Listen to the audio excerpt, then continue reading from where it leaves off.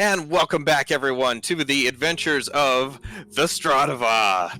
As last we left off, the Stratava got the deed.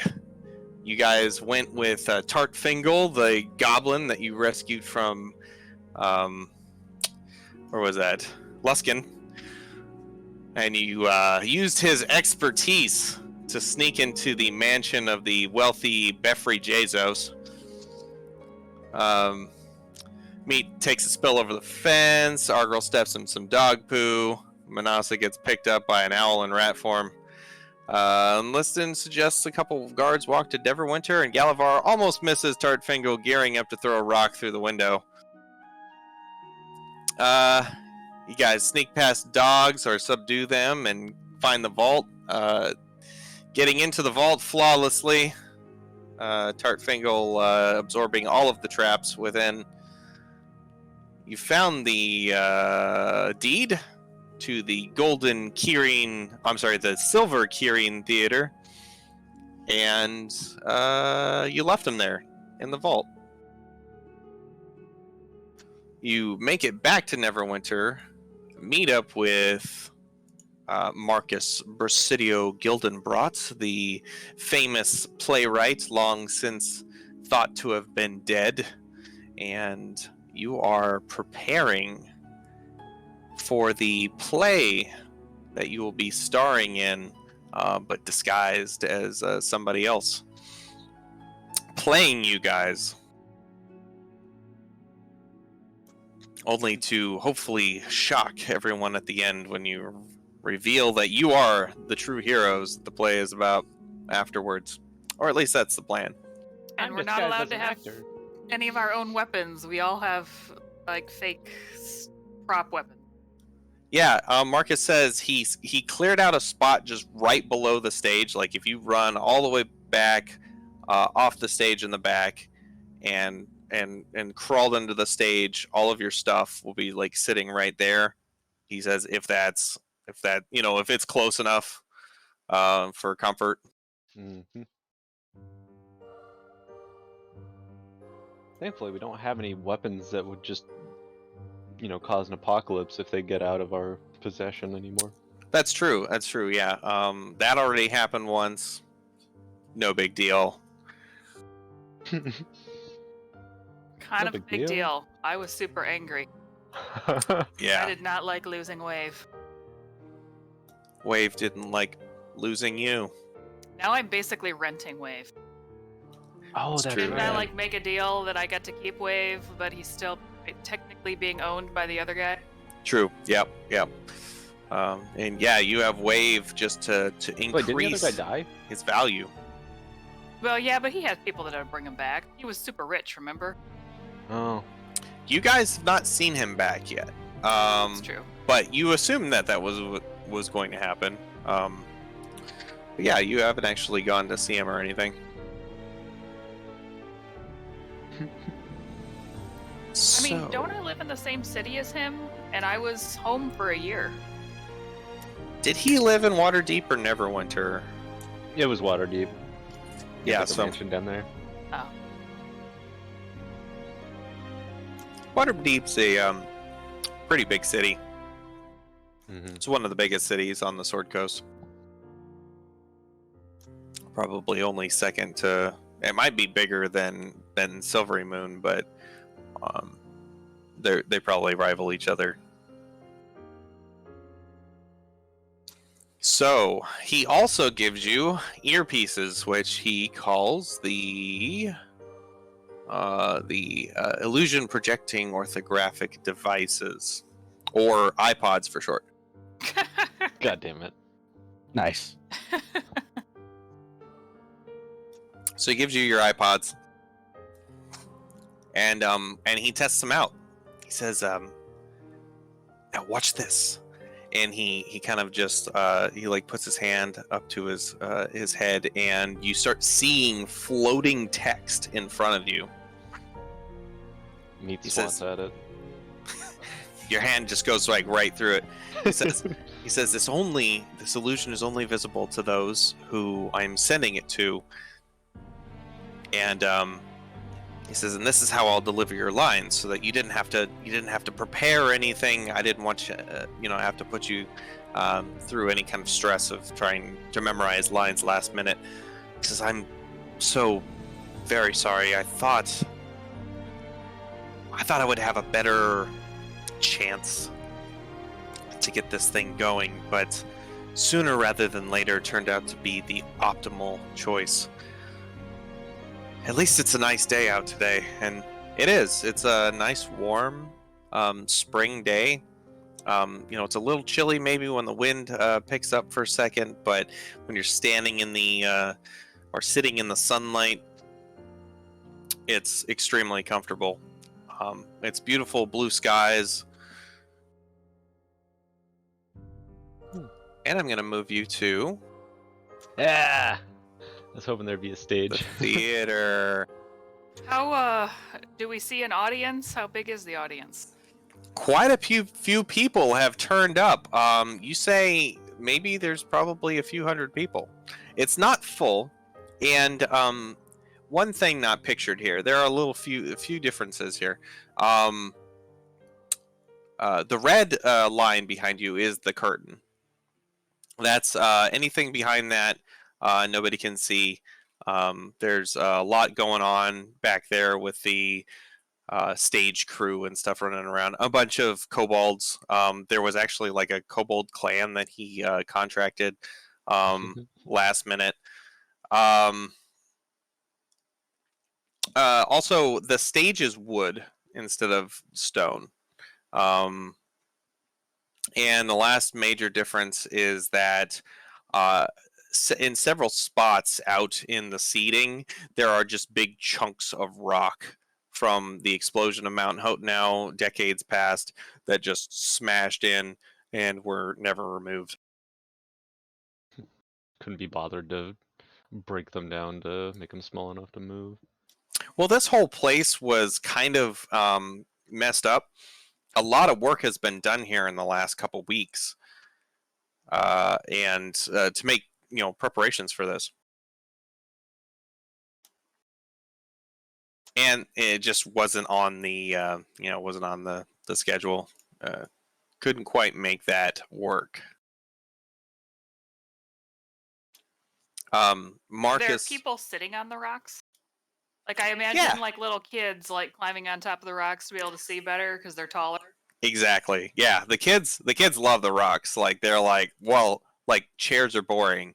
Like I'm gonna sit on the rock, and they're crawling all over them.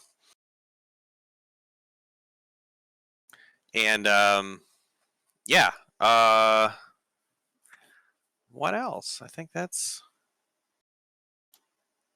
As the time draws closer, Marcus has already cast a spell that simultaneously turns you all into the actors that in costume, the way he wanted you to be presented, and you look like you're wearing very beginner adventuring gear.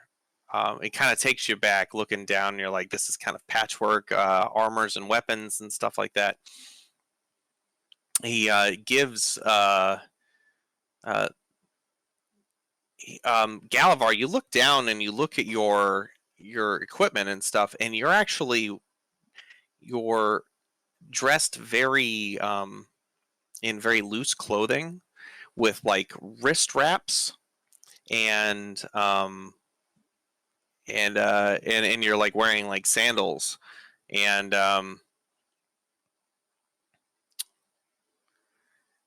Marcus says, "Oh, Galavar, I know at this point in the story, which we're going all the way back to the beginning of the Stratava, I was hoping you could fill in as Rocky the monk." Yeah, okay. Sure. Thank you. I know we're going to kind of move through the history of the Stratava, and I might have you kind of play a few different parts. Who's playing Jeremy? Jeremy? One of the kobolds. No, the toad, the big giant toad. No, that's what I mean. One of the kobolds is playing Oh. Jeremy. Can you imagine a kobold hopping around like they're a big toad? Yes, we do have that prepared. Although I was not told the name was Jeremy. I'll change that in the script. We did name him Jeremy, right? Jeremiah. Jeremiah. Ah, Jeremiah, that's right. Well, you know, Shit. it's the same thing. It's a short name. Okay. Got it. Jeremiah. And yeah, the place starts. There's like a narrator guy that he's hired who's a very very well put together looking dude who's got a nice suit and he's like big jaw, kind of um, stands up very tall and straight, and he makes this deep voiced booming announcement to everybody out in the crowds, and he introduces the story of the Stratava, sets the scene for you guys.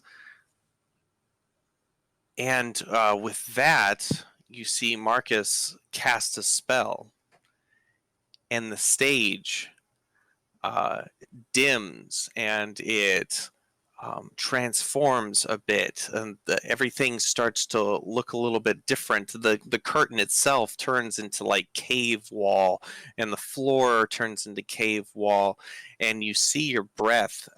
It cools down a little bit, and your breath you can see in the air.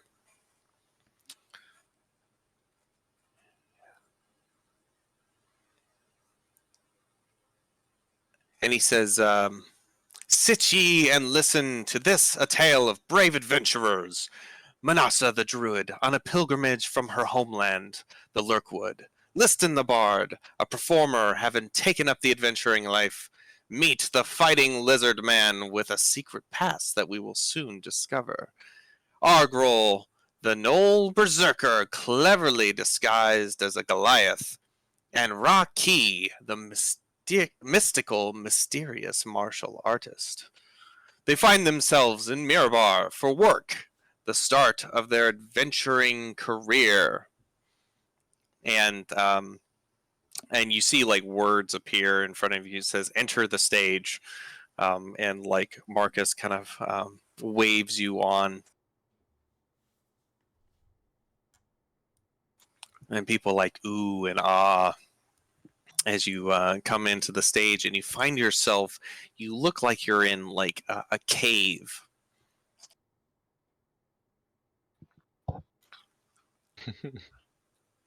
So wait, can we see the crowd, or is it like? Yeah, you can see the crowd out there. Okay. So it's just like the scenery of the stage has changed. Right. Yes, Okay. exactly. Yeah. I thought we were like looking at walls and stuff of like stone and just could hear them. So we're supposed to be in like the Underdark then, I'm assuming. He goes to narrate Okay. that the Stratava goes into a dwarf mine to clear monsters out that came from the Underdark. But suddenly, there is an explosion, sabotage, mining explosives set off to collapse the tunnel, and from behind the curtain, you see like a kobold has like tripped, and something he was carrying, because you only see you see him hit the curtain, and you see his arms like stretched out like underneath as something bounces away from him, and as it rolls over, it shows a fuse that is lit and goes. Me dives and like belly flops on the stage. And this thing, does anybody else have some kind of reaction to what's going on at this moment? So, do I think that this was supposed to happen, or that the kobold actually tripped when, like, taking the explosive out? Well, he did announce something about an explosion, and now there's what looks to be an explosive on stage. Absorb elements. Okay. Okay. Everybody give me. I mean, I run and dive, like I'm diving away from it or whatever. Yeah. But I do think it's just part of the play. We're just like instinctually like reacting as if there's literally just a bomb on set. There is a loud bang that goes off, and a flash. And I need everybody to make a Constitution saving throw. Oh, listen.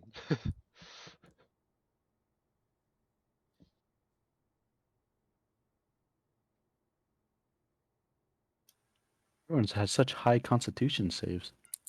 Yeah, I know. Let's see. Unfortunately. I think. Why am I currently at 154 out of 140 hit points? That's a good question. I was looking at that, like it saw the plus symbol. You You're get really some. inspired. You've been 10 hit juicing up points. between sessions? Yeah, you could probably put yourself back to maximum. Is 140 what I'm supposed to have? I can recalculate it at some point, but Okay. Well, I feel like maybe I was supposed to have 154. Maybe I got my hit points reduced at some point. I'll put it at 140. What are you, level 17? I feel like she's supposed to be higher than me, though. Because you So- have a feat, don't you? I feel like I should be higher than 140. We all have feet. Meat feet, maybe. Yeah, actually, you're supposed to have 156. I don't know how 154 came out. I must have done math bad. Yeah, mine's only 88. I think that's not right. Yeah, Call me a pessimist, but that's poopy. I think she's got a higher con, the tough feat, and higher hit dice.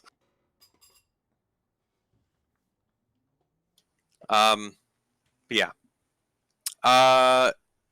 So with those Constitution saves, you guys duck and you go to cover your ears. Unfortunately, Galavar and Liston, because this thing kind of rolled out in the middle, it was closest to you guys, and it stuns the crap out of you. This light going off, this bang that goes off.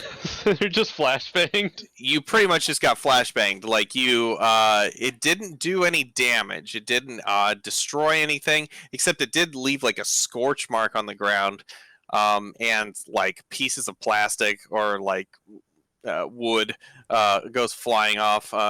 Materials, a lot of cloth just exploded into the air with this flash of white light, and you are left like partially blinded and partially deafened after this. And then you see text come up in front of your face, but Galavar and Liston, it's really hard to read it at first. The rest of you see this text says, "Dodge the rocks."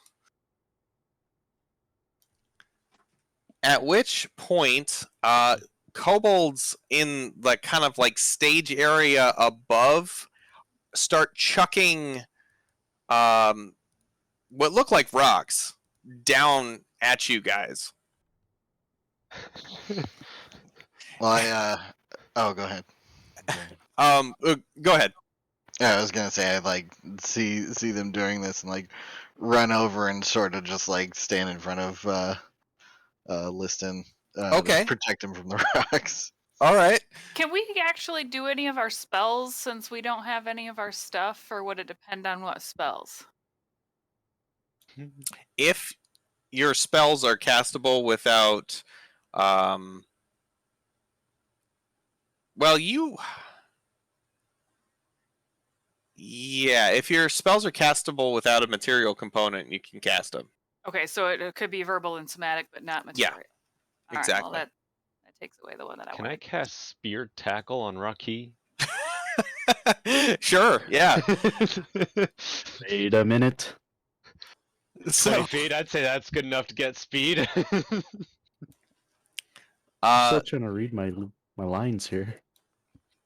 as these kobolds start, you think that they've made these rocks essentially by burning wood into charcoal. So they don't hurt as bad as rocks, but they still kind of sting when you get hit. It's like a dirt clod fight. I'm using my I do have a fake staff, right? A prop staff. Yes. Okay, I'm using my fake prop staff to like deflect the rocks, kind of like Okay. a baseball bat. Yeah, perfect. So everybody roll a dexterity save.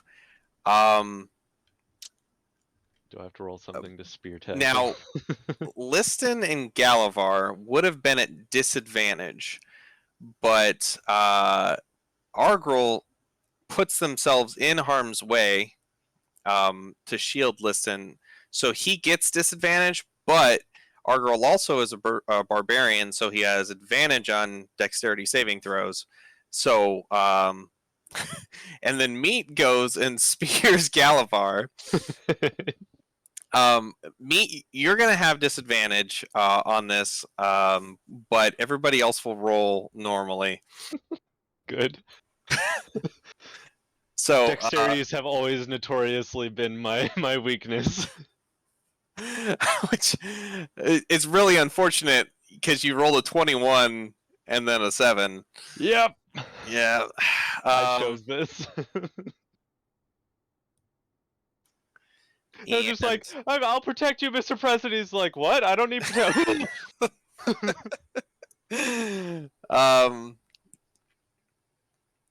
So most of you avoid the rocks.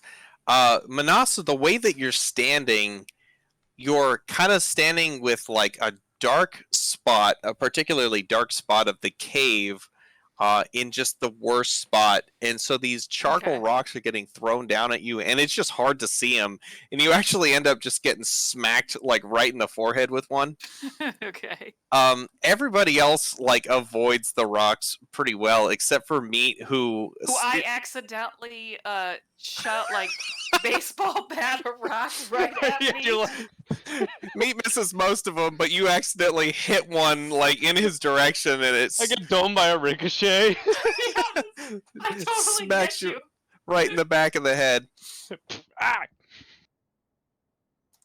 So I'm going to be keeping a tally here to break things up a little bit. It would have taken more damage because it had more velocity behind it. Since she smacked it. Oof. And I'm going to keep. Plus the comedic value is just way better. Oh yeah, for sure. Is afterwards? Where- Is there going to be a fetid tomatoes score? I love that. A fetid tomato score. Yeah. You see one guy that's in the audience, and he's just got like a notepad, and he's just like writing stuff. Critics. He's got like he's like pretty much mostly bald on top, but he's he looks kind of like grumpy. Typical like fetid tomatoes.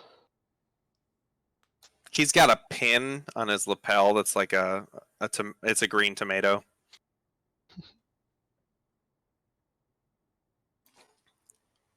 And yeah. My music stopped. So, after the rocks stop falling, and everybody kind of gets up and they narrate that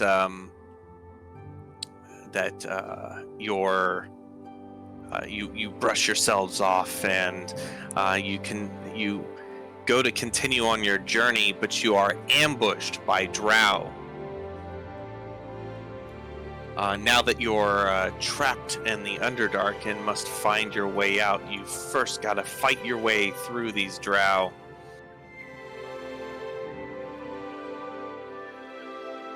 I hold up my fake staff and like I'm going to defend myself from the drow. And the drow appear running out from the red curtain. All around you are little kobolds in like black cloaks. So they're like pretty much completely hidden. I love how all the stagehands are kobolds. That's very cute. Yeah. Yeah, that's hilarious. Oh wait, so like, are they running around with like basically plywood cutouts with like drows depicted on them, but they're like wearing black cloaks so they kind of blend in? Like, Well, they're just completely cloaked. You know, Yeah. like, 'cause just no matter how you put it, like a mask or anything on a kobold, it's just not going to look like a drow. So Yeah. they're just running around in a bunch of fairly patchwork black cloaks. Like, you can tell that like these got like sewn up in a a haphazard fashion. Argro like runs up to a group of them and just like roars, but tries not to be too intimidating because he doesn't want to actually scare them. You see like yeah, like, okay, go ahead and make give me an intimidation check. Oh jeez. Okay. double nat 20s. Nat 20, let's go. Just scare the shit out of the stagehands. There we go. Oh my god. Nice. Yeah, you like try to hold back, and they straight up like fall, like the three that were on your side like fall backwards, legs and feet like up in the air, tails like flopping around. They just they go running backstage away from you. You hear Marcus say, "Get out there! Go! Get out!" And they're like, no, hell no! What are the rest of you doing? Like, it says, you get instructions basically to put on a show of a fight with the drow in quotation. I shout "Shillelagh!" and then I go over and I try to just like bop one lightly on the head, but make it look like I'm like clobbering one on the head. All right, yeah. Go ahead and roll either a strength, dex, or performance check. Do they have weapons? Like- Yeah, they have a bunch of makeshift like wooden weapons like this. Some of them have like bows, which are just like a piece of like a stick with a string, and they've got like little wooden daggers and little swords. I think Meat would go for trying to like disarm one of them. Okay. Yeah, so you go Manasa goes "Shillelagh!" and goes like tries to get him.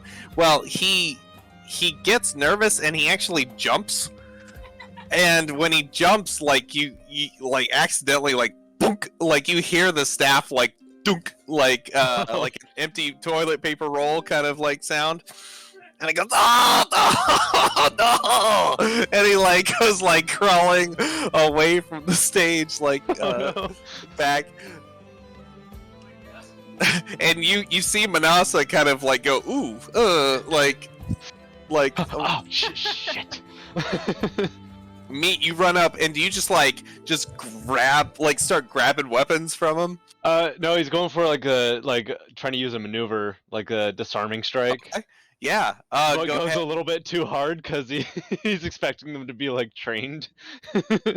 Go ahead and make a strength saving throw, because it would be the same thing as your like a weapon attack minus. any kind of magical. Special benefits with Yeah. it. Because I'm basically swinging a stick. Yeah, basically, or you're fighting them. Okay. Now this one is particularly ornery. Oh, he's extra. Yeah, he's like this one. You grab this and you go to like pull it away from him, and next thing you know, you're like holding on to a sword that's got a kobold attached, and you're just like, uh, Like trying. I'm holding on to the pommel or whatever, and he's still just holding on to the handle. And he's kicking his little feet, and then he's like, he's like trying to pull it back away from you. Like Bonk him on the head. Yeah, with the sword. Just he goes, oh, and then he like falls off, and then he lands, and he looks around, and he goes, and like falls over, like he died, like he remembered what he was supposed to be doing in the first place. Fucking extra. Whip. Action surge. I'm gonna whip the sword I just took from him. Add another one. Just throw it. Okay. Yeah. Got like it. An audible like as it's flying across the stage. He goes, like ducks is like flies past his head. All right, I am going to actually cast a healing spirit, but I'm not going to tell any of the little kobolds that this is a healing spirit. Okay. So it's a wolf. I mean, that's what my healing spirit normally looks Oh like, yeah, right? good boy. Right. And I'm just going to send this wolf off after the kobolds, including the one that I just shillelagh'd. So I'm going to like heal him, but to the kobolds, it just looks like a wolf is chasing them. So A ghostly wolf. So to the crowd, it looks like this wolf is like pouncing on them and like ripping their Yes. throat out or something. But in reality, it's just this like spirit wolf that's licking them in the face. Yes, exactly. Yeah. You hear people go oh like that as they gasp, and like the guy taking notes like sits up like, ooh, wow, like good special effects, Yeah, so I'll give you advantage on that one, and I give you advantage for your using your action surge there, meat. Galavar or Liston, you guys got any ideas of what you're gonna do? So Galavar, you get the idea. You're some kind of martial artist. I'm gonna attempt to do a roundhouse kick. Got it. Make a dex save. Ooh, that's some good kick. You're just naturally like super dexterous, and like almost every adventurer, to some degree, picks up some, self-defense techniques, just in case. And yeah, you pull off this like beautifully. Some beautiful roundhouse kicks. You do some flourishes, and like a couple of kobolds just kind of like drop their weapons and then just run. They like the one trips over the other one's cloak and pulls it completely off. It's a kobold. He goes like running off.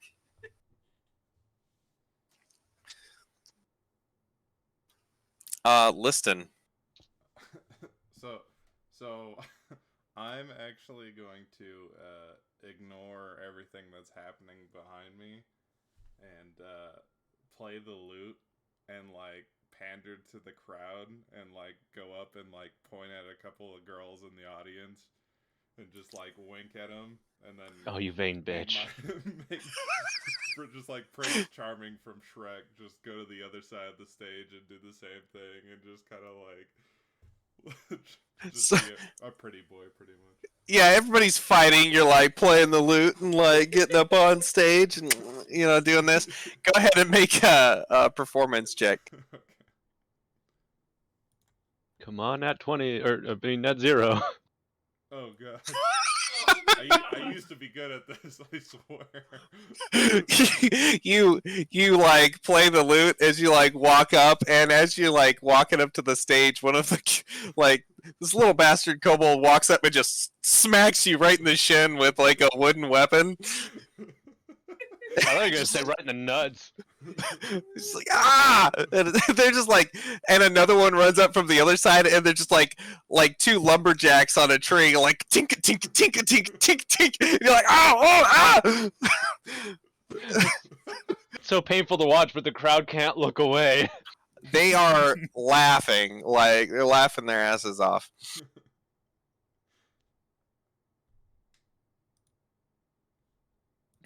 Roll a D0 to find out how many ladies that got you. I'm just gonna swat at the ones that hit me with the loot. Just like, get away. Yeah, just like swinging at them, and then they go, oh, like that, and they duck as soon as they realize that they're under attack, and they take off.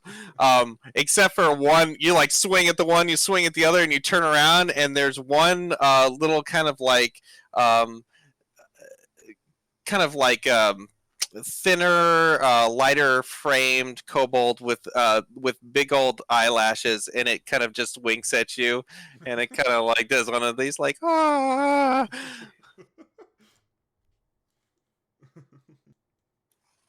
That's awesome.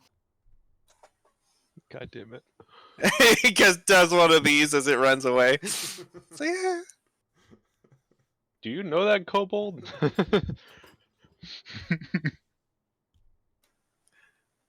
The narrator says something about listen charming the kobold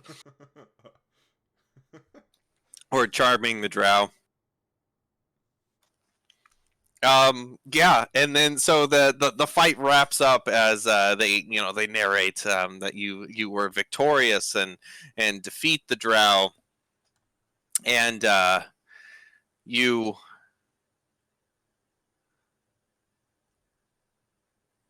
Let's see, hold on.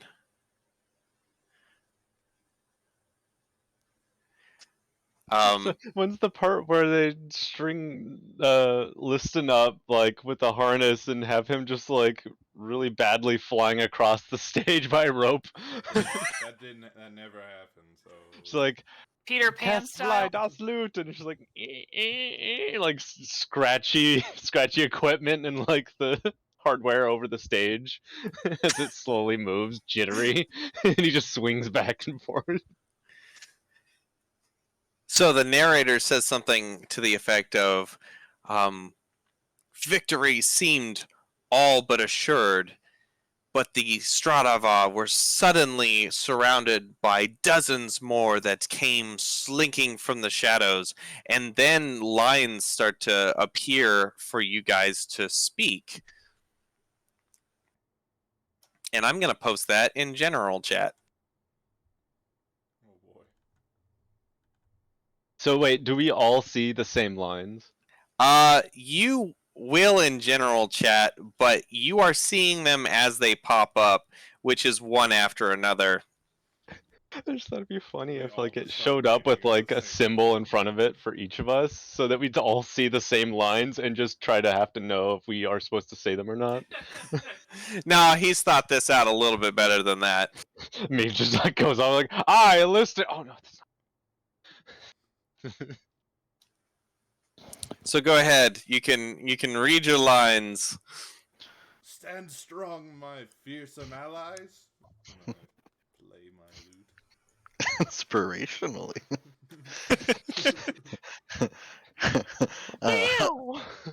I'm just like, you give me no choice but to smash you. Oh, I call dibs on the fatty one. I will smite you with the power of nature. Oh yeah, and after Meat said that he like actually pounced on one of them. They Yeah. scream like they're gonna die. They think they're legitimately going to die. Oh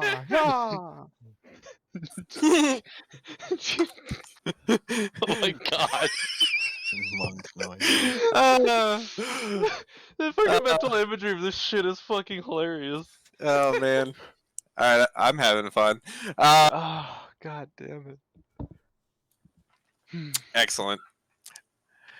And but the narration says, or you all get a message that says, okay, now act like you are overwhelmed and get captured.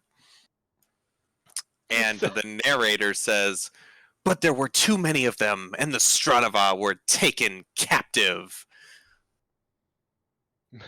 And go ahead. So Meat is like still pounced on one of them and was just like making a show of like grabbing the kobold's arms like with his mouth and just like thrashing him around. and then he hears that and then just suddenly like drops the arm and then like falls over dramatically like, oh no.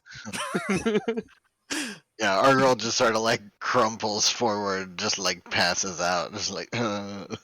When your knees don't work like they used to. Manasa like puts her hand on her chest and like very dramatically like falls down Gets and the is like, vapors. "You can take my body, but you'll never take my soul." I'm gonna lay down. One of the kobolds, when he hears that, like nearby, he's like sneaking up on you, like he's gonna get you. And then he hears you say that, and he kind of like shakes his head and kind of like does one of these and looks around. And he's like,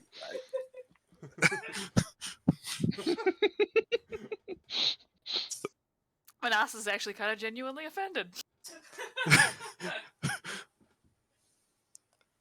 what were you gonna say, Liston? Oh, I'm gonna lay down on the ground and do like the sexy pose where I just got my hand on my arm. Yeah, and I'm just like pointing at the crowd and just wait for a kobold to drag me away, like drag my body. You're just like sliding across the stage in a reclined position. Just yeah. Galavar goes, "Ah, Rocky!" and then does a backflip and lands on his stomach.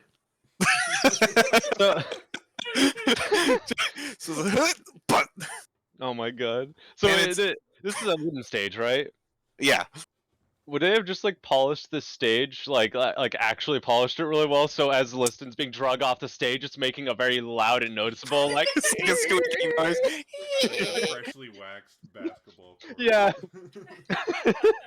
And as they're dragging you off, they get you like halfway off the stage, and you hear one of the kobolds go, "Oh yeah!"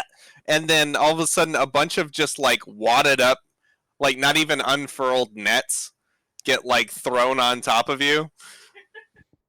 So they just hurt, like they're making loud thuds because there's like the weights that make up the corners, but it's just basically balled up rocks with net around them.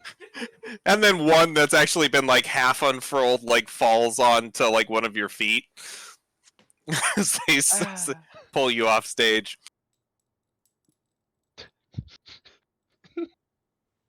Oh yeah. The You get hit in the face with those two. it's like, oh, Ah! Shit. Have we taken any damage from that stuff? no. Okay. So the Stratava, it is narrated that the Stratava is taken to the throne room of the Drow, ancient and powerful matron. The scene, you can see through the curtains, just shifts, and there's a whole like kind of like stone, worked stone stage is what it looks like now, and it's covered in spider webs with like big fat spiders like crawling up the walls and stuff. And the text tells you to enter stage. And the kobolds kind of poke you like with sticks, like back onto stage. All right. And from the other side, a woman in that's just cloaked head to toe, with what looks like chalk, like spider webs drawn onto a black like robe. And she extremely dramatically, like totally overacts this whole thing about how they're gonna make you their slaves, and you're gonna work down here forever. Mwah ha ha ha ha ha. and you get more lines.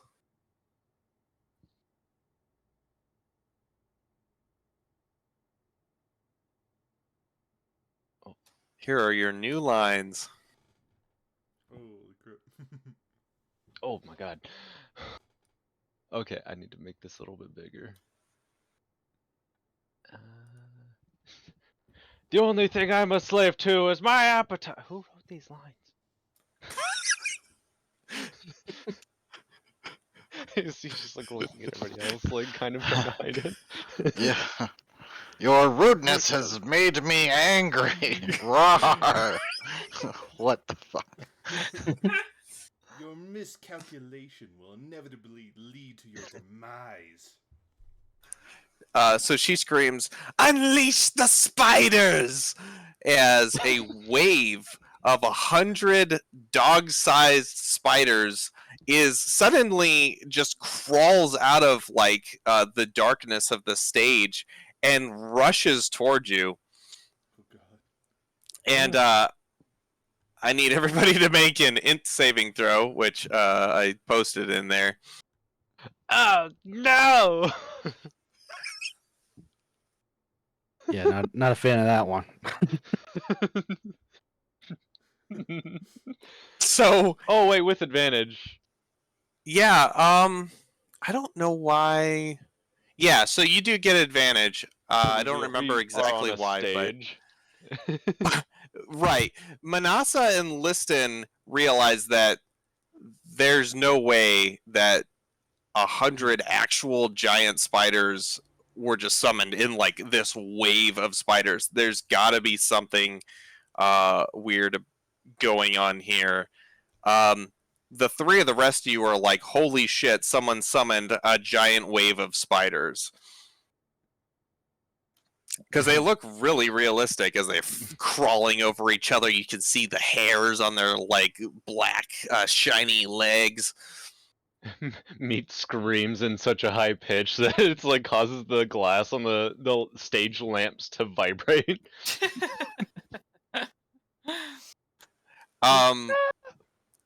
So as it turns out, failing this save makes your reaction more genuine to what's going on here.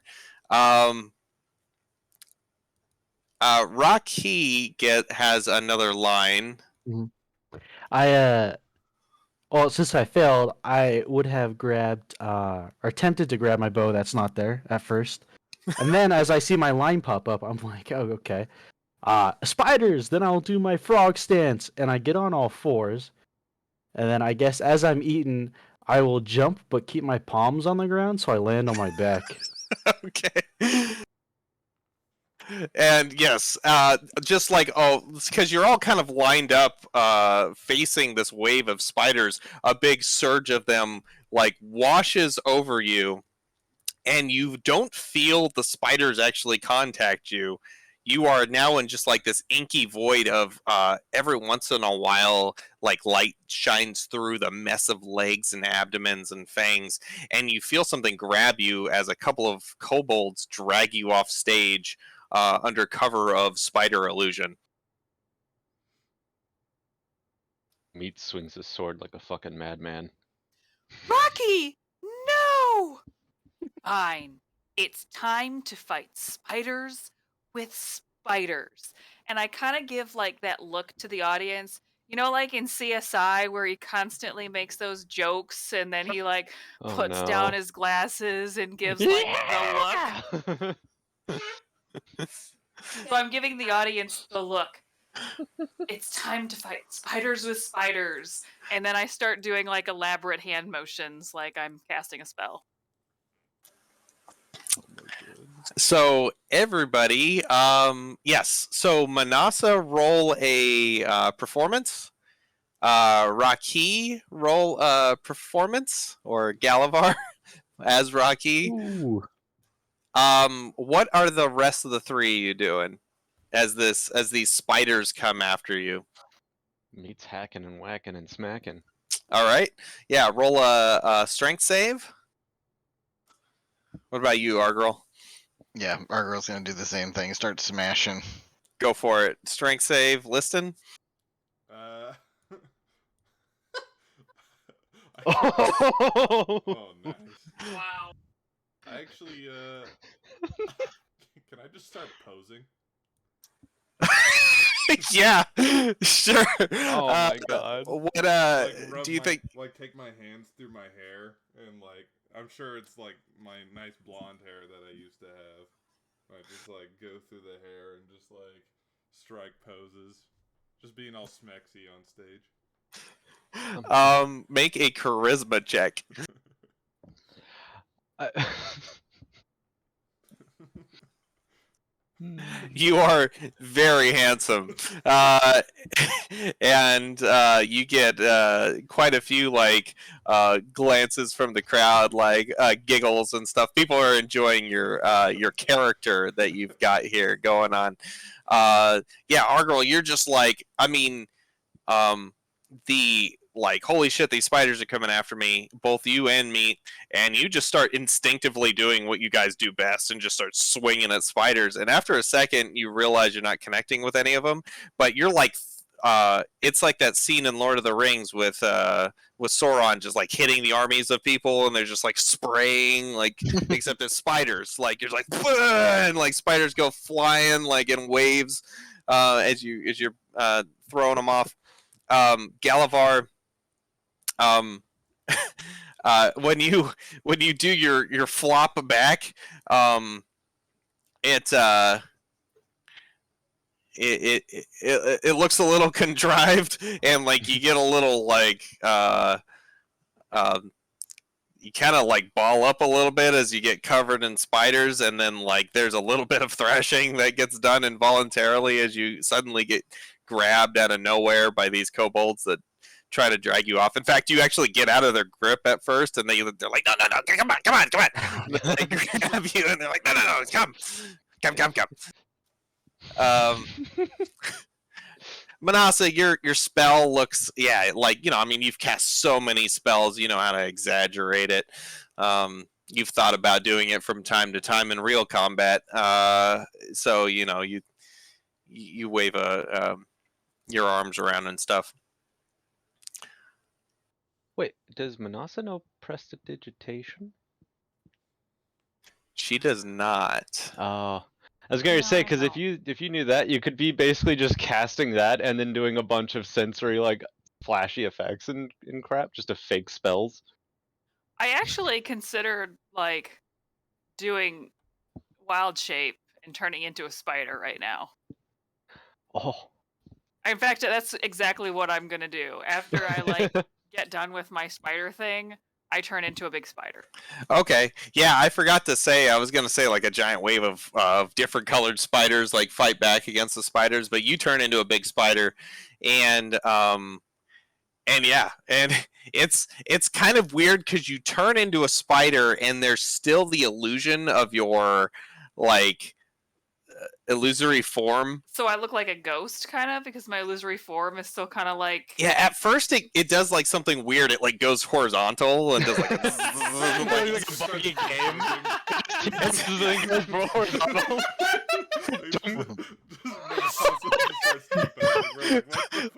Like it doesn't know what to do. It's like standing through your abdomen. It's like halfway in the floor. And It's then meant to be like centered on me, Cyberpunk. but I'm like shorter than I'm supposed to be. but then it like it kind of like melds into your form, and it makes you kind of like spectral spider looking. It actually gives kind of like a cool look to you. But yeah, and then you just start like, it's like, puncturing at these illusory spiders. Meat forgot that she can do that and swings at her thinking she's just like a big illusionary one. No. Of course. But more in like just exaggerated bonking motions. And you just like bonk her on the top of the thorax. Yeah. And then like feels it connects like oh. Oh, that's a real one. Oh shit. It's furry and stuff. It's like, ooh, ah, ugh. You Yeah. think you hit an eye? I like hiss at him. Yeah, He violently recoils from it, like, ah! There's a big laugh in the crowd. And then like as this happens, it says something like it tells Manasa like jump on, pretend to kill the matron. Okay, so I jump on top of the matron. And she was an overactor to begin with, but you don't think this is an overreaction because A little spider is nothing- literally jumping on top of her. you know you could tell she was promised illusions, and like all of a sudden a giant hairy spider just jumps right on top of her and knocks over, and she just screams bloody murder. Oh my god, yes. And faints, and actually faints. Like I, the kobolds drag her unconscious like off the stage. I get rolled on 4 of my spider legs with 4 of them up in the air, and I'm like doing a like spider dance. Like, Yeah. Roll perception to see if I could detect the faint hint of pants being shat. spider dance. Yeah, I mean from somewhere. You're not quite sure where, but That's At probably this baby in the point, I crowd or decide that it would be fun to run around the crowd, so I do like a lap around the like in the audience as a Awesome. spider. and yeah, you do a lot, and there's like and there's like a wave of screams as you like do a U-shaped lap around as you get close, and the second or third like group of kids that you pass by, they like Yeah. figure it out. They see you not actually go after anybody, and they're like wee, and like they get really excited. But like there's like a mother like grabs like 2 of her kids and just like dives behind a rock. Do any of the kids get brave enough to pet me? Because I would let them. Oh yeah, like one like his friends are like, do it, and they're like, he's like, oh, and he like this little half orc kid like puts his arm out as you run by, and you feel like a hand brush like the back, and he goes ah, and like yeah. Awesome. how's the ratings guy look? Are fetid tomatoes?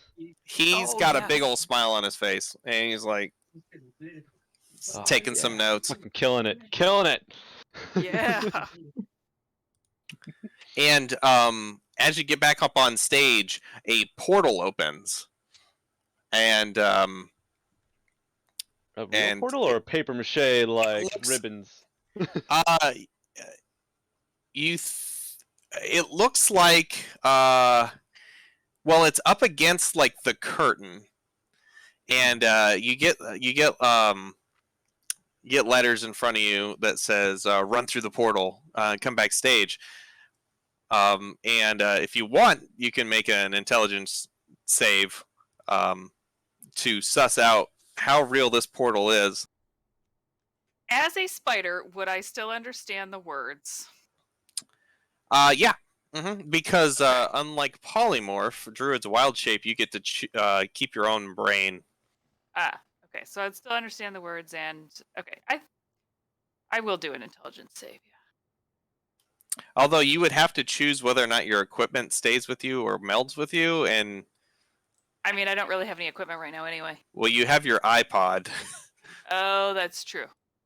So it's just this little rune stone like slapped onto the side of like a spider's eye cluster. It's like Yeah. stuck in between a couple eyes. Yeah, it's a little blurry, but you get the idea. Everybody starts running backstage. Galavar, you see like a weird light, and then all of a sudden, like everybody starts bursting through the curtain. Meet this straight up looks like a real portal to somewhere. Holy shit.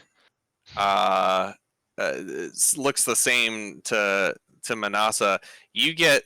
I don't know if you'd like be apprehensive about running through a strange portal that just opened, but Liston is the only one that sees it and goes, "No, that's not a real portal. That's an illusion." Meat has to. He like hesitates for a minute, but then it's like the show must go on, and then he just dives through it like at way too high of a speed for. You like For the- take down a couple rings of the curtain, like as you like dive through it. I see everyone else go through it, and I just figure if it's not a real portal, then I need to be with my team. And lo and behold, you run through, and you run right through it to the backstage. At which point I unwild shape. All right. How Marcus many- walks up. How many go ahead. kobolds did Meat take out when he like flew through there? Let's see. 3. Yeah, they Poor little they're like- shits. one of them's getting up. He's like, "Oh, my back." Yeah, Meat's very confused. He's looking around like, but this is just the backstage. Marcus hears you say that, and he thinks you're joking. So he goes, "Yeah, it was a really short range portal." By the way, you guys are doing great out there. This is fantastic. I'm loving it. You guys having fun? I definitely had fun running around the audience as a spider. Yes, that was a lot of fun. You look like you're having a great time. Galavar, thank you so much. You're Ah. putting so much into it.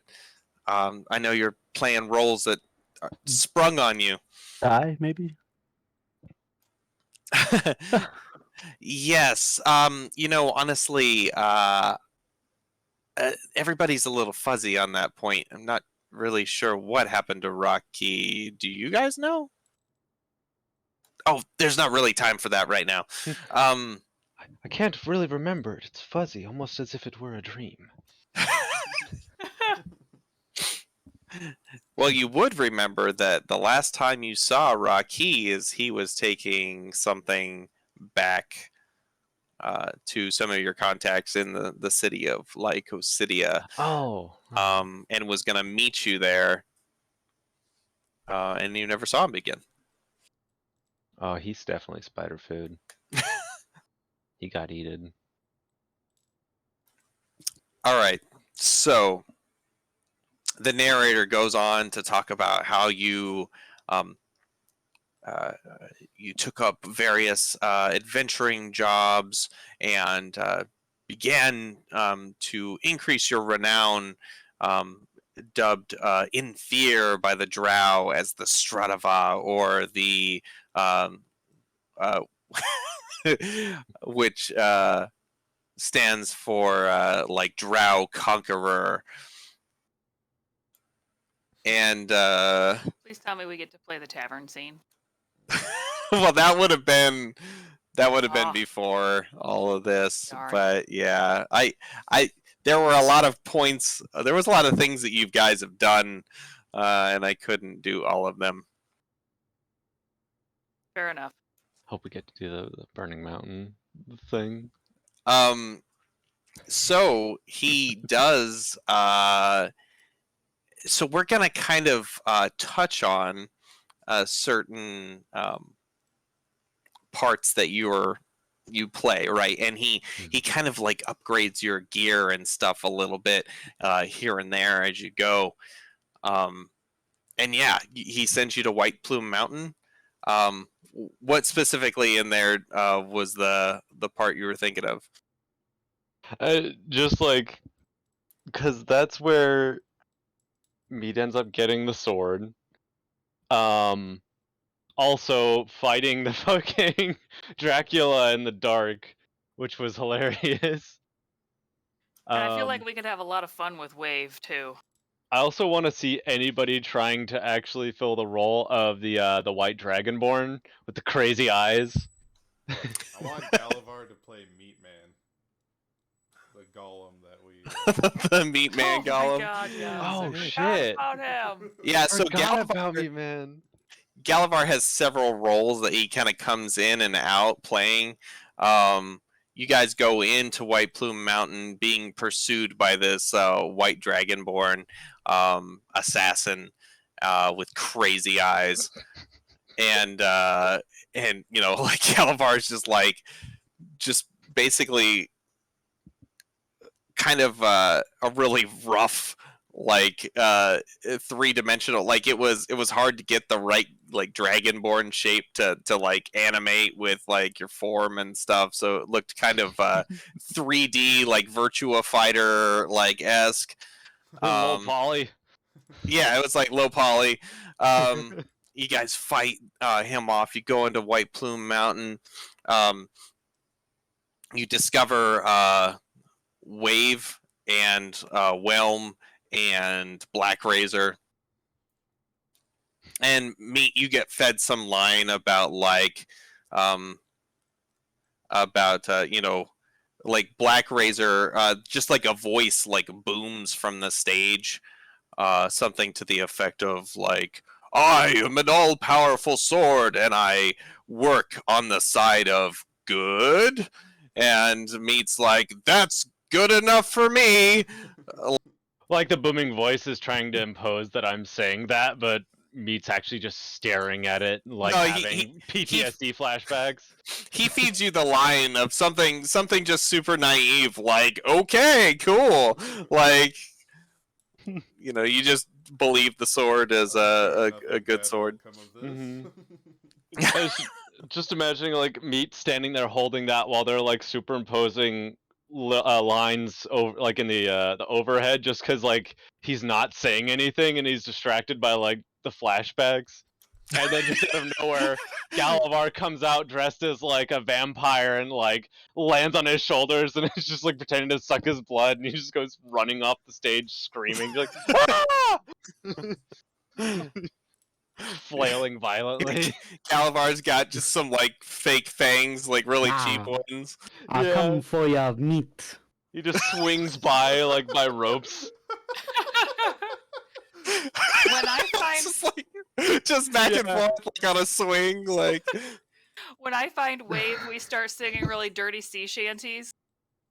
But like it's all innuendo, so the kids like have no idea it goes over their heads, but all the adults are like, yeah, there's like the same moms like covering her kids, trying to cover both their ears at the same time. She's And the other kids are like singing a Bloodhound Gang song just on stage. Yeah. There's a few dads in the audience that are just nodding in approval, like, yeah. just laughing, just having a good old time. Yeah, so is that like Manasa and Liston doing like a dirty sea shanty duet while everybody pretends to fight the vampire? Oh yeah, that's Mhm. perfect. I'm playing. yes, I love it. Meat, All right. Meat's running around on stage with Yeah. Galavar like on top of him, and Meat's just yelling like the "Why are you running, lady?" So what happens is Liston goes to one side of the stage and I go to the other side of the stage, and as we're singing this sea shanty duet with Wave, as the other ones are fighting the vampires, he's flirting with all the girls as he walks like around the stage, and I'm flirting with all the guys as I walk the other side of the stage. And then like we meet up in the middle at the back, and then we like do a little dance together or something, and then we go around the other way. That's awesome. It's all hammy. Oh, very hammy. Liston I make and sure to flirt with the tomato guy. Liston and Manasa both make a either a performance or persuasion, one of those two. Oh yeah. Galavar, what skill are you going to employ in your fight, LARP, as a vampire? Of my flight and all that stuff. Yeah. Can I do this one? Yeah.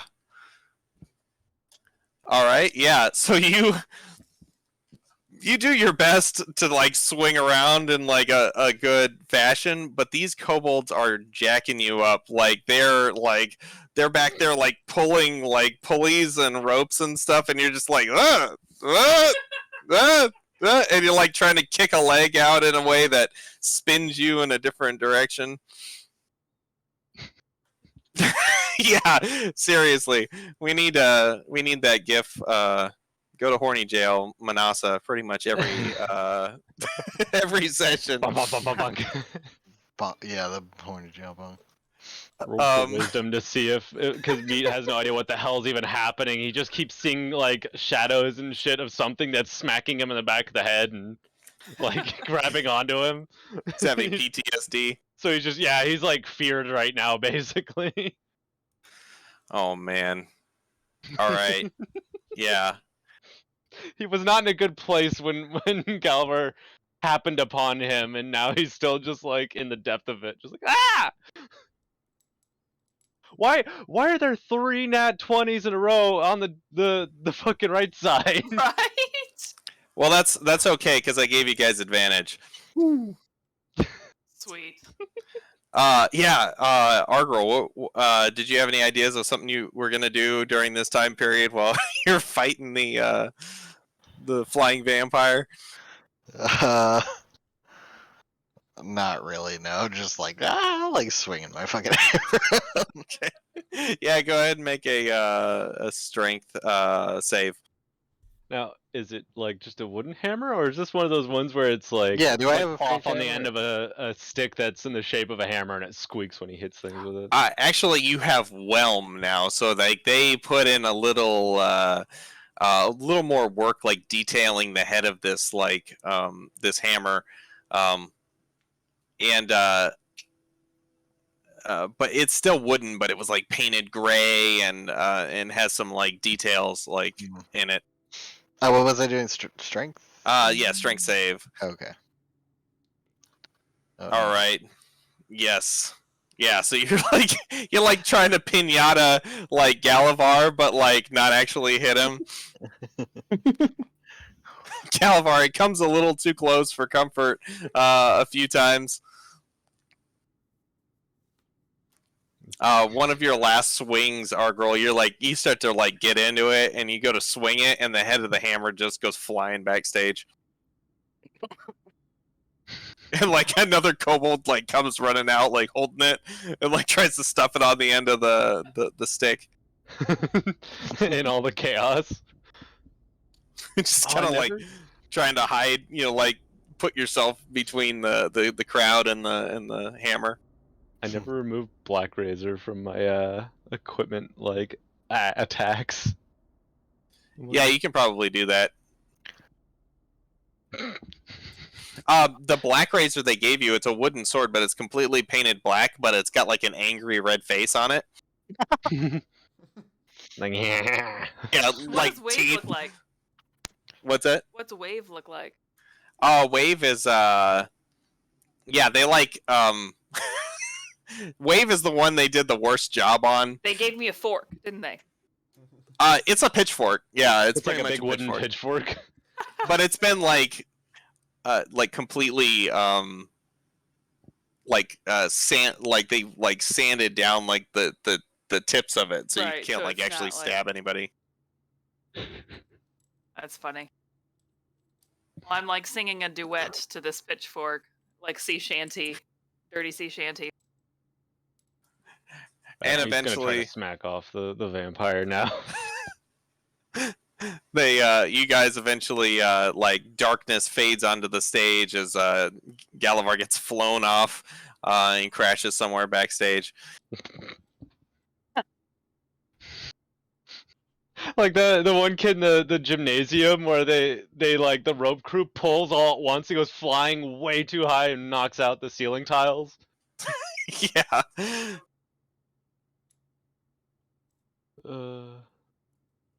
After that happens, Liston and I come back, and I think we should like back off the stage, like blowing kisses and like, hamming it up.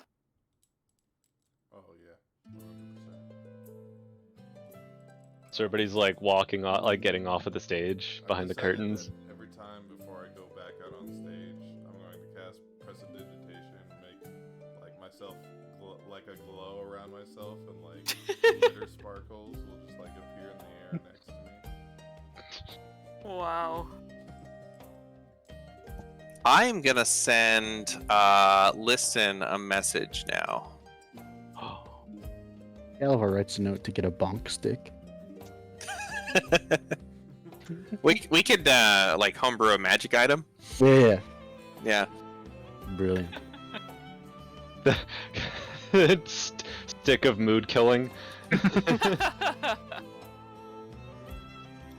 We have to find it in the mud. Now you just have to hit us with a mind flayer tentacle. Last time I did that, it didn't work. It's an Yeah. ingredient in the bonk stick. Could be. Just it's a big stick with like a mind flare tentacle on the end of it. It's its whole own quest. Oh, please no. Now, why you want to ruin Manas's fun like that? Checks and balances.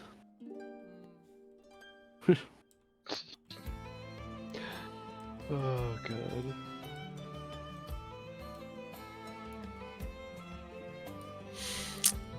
And let's see. It talks about Would this be a good time to take a break to put the kids to bed? yes. So let us take a 10-minute break, All right. and we'll be back.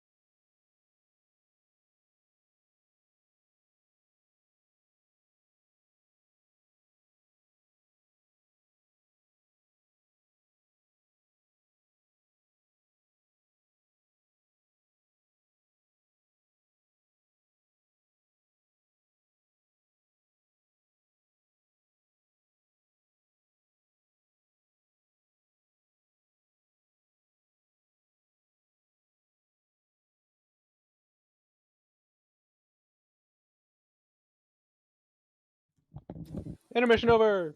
And we're back.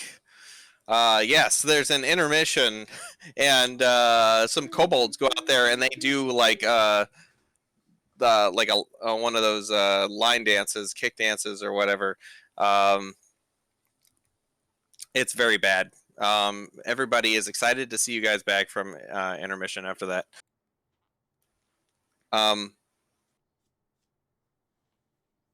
There is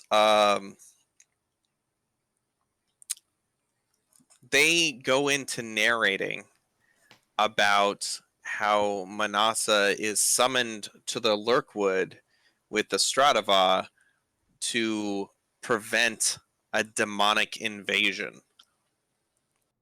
And while this narration is going on, Marcus says that he's got something really cool that is in the works that you guys are going to love it.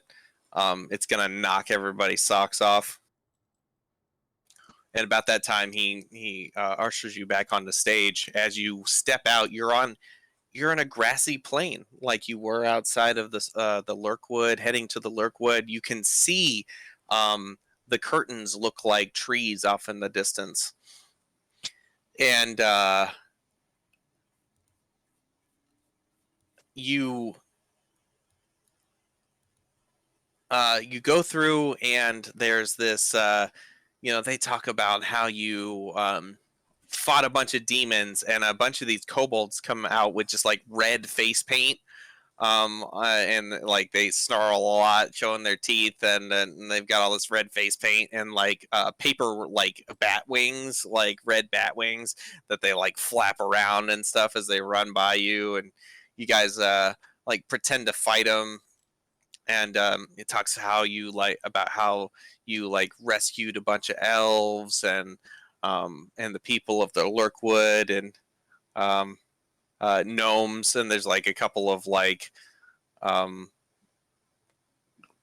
kobolds that have just like paper gnome masks that are just like glued to their snouts, and they're like, "Thank you for saving us," as they do their bad gnome impressions before running out back in the back. And then it talks about a big battle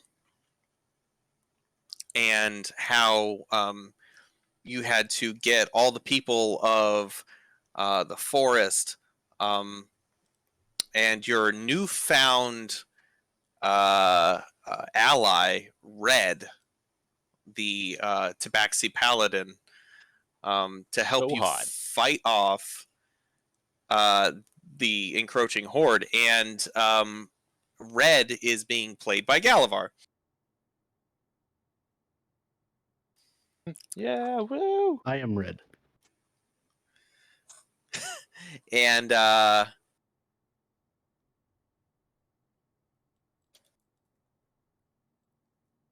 Red was that Tabaxi guy, right? yeah. I have to do a little bit of editing here. Okay, so then there's a big fight with all these kobolds dressed as demons.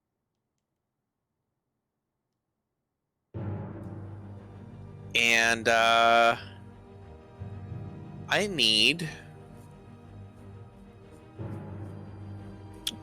everybody to come up with something that they would do in this fight against all these like demon kobolds. I remember Red had like a aura type thing going on, right? Yep. I would just pretend to be him, put my arms out and be like, "I shall now protect you." Ooh. Okay. All right. Great. Make a performance check. Manasa, what would you do? I'm going to use the spell Mirror Image, where I make 3 illusory duplicates of myself. Awesome. And so all 4 of us are going to be fighting the fake kobolds. They're just going to be like following my actions, but I'm basically just going to be using probably use Wave just for fun because I have him now, like, fake stab the demons with my pitchfork. So as you cast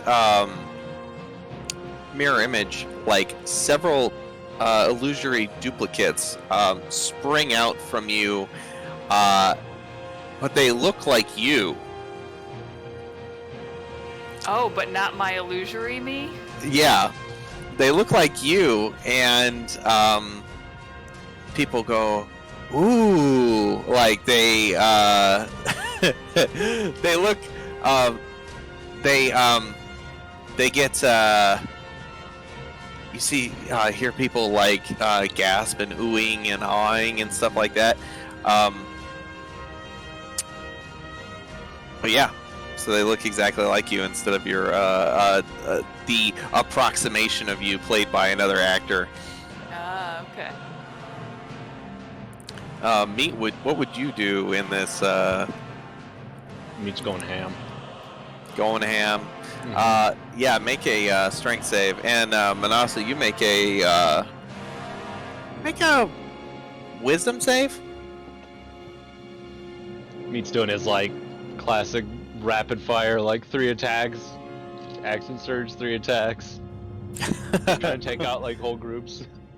These kobolds are like, they're like dodging, ducking out of the way as you're just like employing your like 17th level fighter skills. Like in this play, they have like no chance against you. Just imagine the sound of like normally if he's swinging a sword, it doesn't make a whole lot of noise, but this like thick wooden, basically a bat that looks like a sword, is like boom, boom, boom. Yeah, it's like Swinging really everywhere. impressive, Yeah. making lots of noise. Argyle, anything you would do creatively here? Yes, Argo gets just a tad bit PTSD from the demon situation. And this time, like, swings the hammer over his head and roars really loud at the demon kobolds, but, like, sort of unleashed this time, like, because he gets lost in the moment. Yeah, Argle's not here right now. He's there. Got it. Yeah. So do you like swing your like hammer around and stuff? Yeah, like brandishing it at the kobolds and just like really trying to be intimidating this time because he sort of like is a little bit gone. Yeah. Go ahead and make a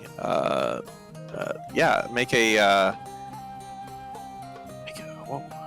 Intimidation? Yeah, intimidation. Because it's not an act. He's like Right. having some flashbacks and But I'll sub in your strength no. for your. Oh no, you rolled a 2. So you actually got a 13, I think. Gotcha. Yeah. Okay. Yeah. So you you realize in the act of like roaring at these guys, you kind of choke up a little bit because this was like a serious moment for you where you've never felt so much power course through you soon after this scene, and with all these demons around and the voices that were going through your head and the involuntary feelings and everything, this whole situation was just really screwed up for you. Meat's gonna see, kind of like know what he's going through, just kind of go up behind him and like hand on the shoulder. Not say anything, just to remind him. Liston, what are you gonna do? Oh, Liston, actually, you are disguised as Right. Oh shit, that's right. Yeah, I was like, was Liston even with us in the Lurkwood? I'm pretty sure he wasn't.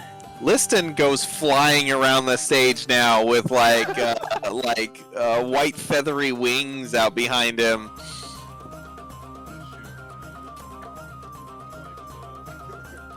He gives you a a slingshot with little rubber balls in it.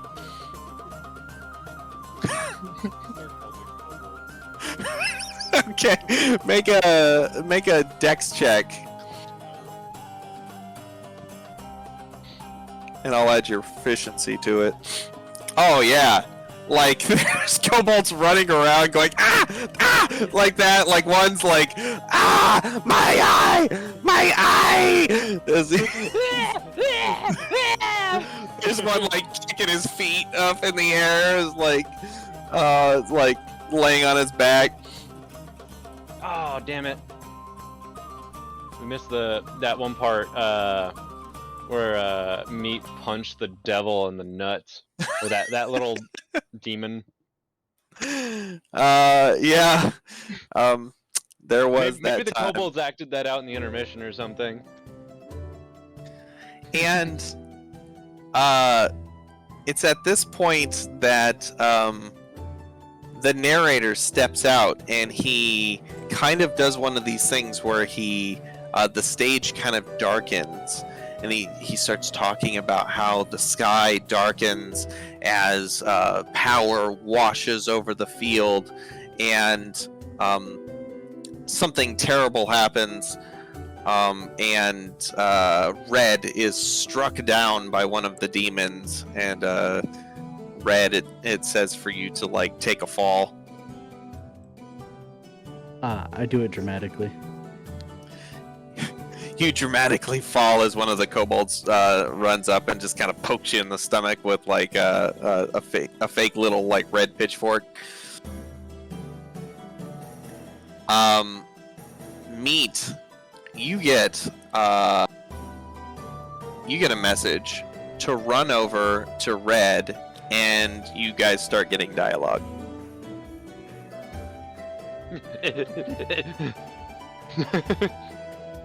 It's exaggeratingly runs across the stage. It says to hold Red in your arms.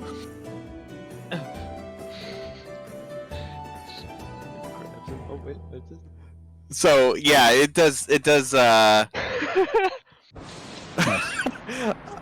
I don't know if you guys can tell where the Oh, I see. Oh, Red, I sent you into battle and now you're mortally wounded. You can't die. You're the only person I love more than food. Roar! These wounds sting, but not as much as the one inside my heart. Farewell, Meat. No, you went into battle. Now you must drink of my strongest potions. There's a potion in your pocket. Here's a potion. It's in my pocket. Drink this. I'm alive! Take the lizard god. How do your wounds feel now? They're great! Roar! Gargoyle is fully back to reality now. There's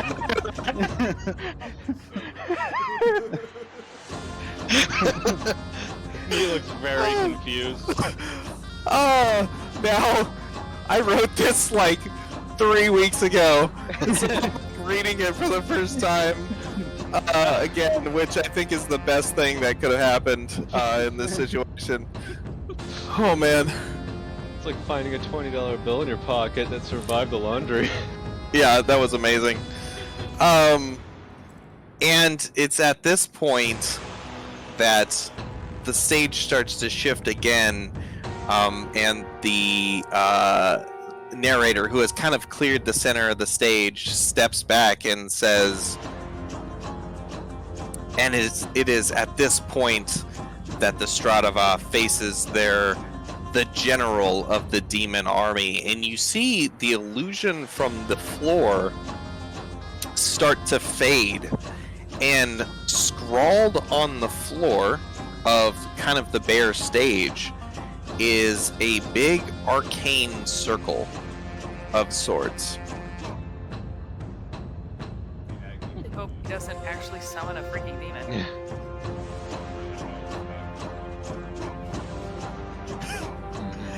And there is underneath this arcane circle, a flame kind of sprouts from the middle and fills up the circle as it like runs along the different geometrical shapes of it, and from the ground emerges a large snake-like demon that is about 15 feet tall, and it comes out and it hisses as it ends up on top of the stage as the fiery bits leave the ground like scorched, as this big 15-foot tall demon stands there before you. And you all get a message to pretend to fight the demon. He doesn't pretend. He like flies off at it. He's just like ah! Like sword over his head. Manasa says something like, "For my parents," as she runs at the demon and tries to attack. Yeah, so you guys run at this demon and you start like swinging at it and stuff, and when it retaliates, it smashes its face on like an invisible barrier that is at the edges of the circle. And any illusion or any thought that you thought this might be some kind of illusion is quickly dispelled as it rocks the stage over and over again as it tries to strike out at you. And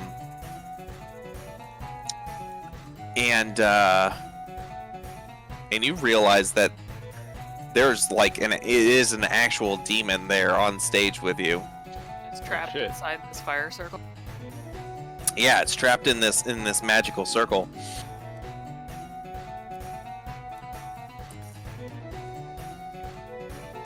He's gonna throw a wooden hand axe at it. Okay, you whip a hand axe at it. Yeah, just hit it in the face. Yeah, go ahead and roll an attack roll.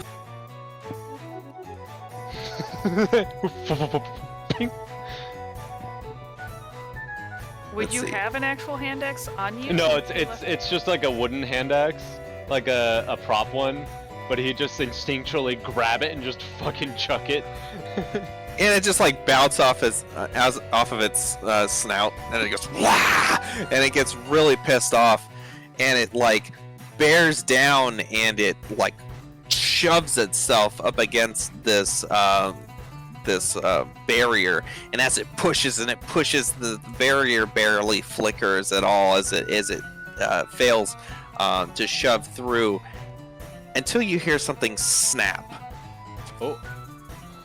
And you realize that it has pushed against it, and it has shoved one of the floorboards from the ground down and cracked this floorboard, and in doing so has broken the circle Oh shit. as it lurches through the magical barrier and winds up outside of the circle. It looks around and it looks at you and it looks out at the crowd. He's gonna make a fucking jump and try to grapple it. I did not approve of this. You look back to see Marcus with his jaw like on the floor. And I'm going to move it to... Oh, wait. It is a fiend. Which is a monster. Yeah, it's not a beast, but it is a monster. I don't have my material component. I am going to cast Charm Monster. Okay. Let us roll for initiative. Shit! Yay. Oh no.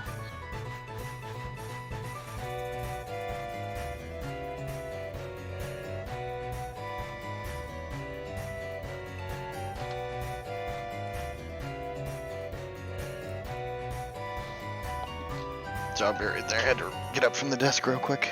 No problem. Go ahead and roll for initiative when you get a chance.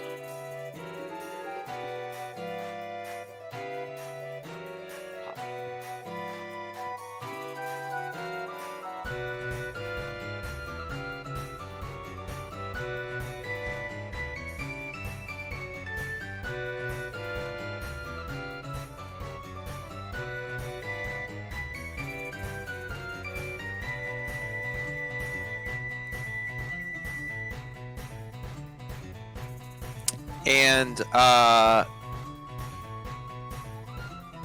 Meat, you actually get to go first. Good, because he's already in the air. Like leaping towards this thing. Like So- the way that the hand axe, like throwing it at it, seeing it bonk off of it, that made it real to him. He's like, oh shit. This thing is huge. Which means that you can't stop it from moving via a grapple. But I can grab onto it and try to But punch you, it. you can definitely grab onto it. You want to make an athletics check? Yes. All right. Okay. Oh, there it is. Yeah.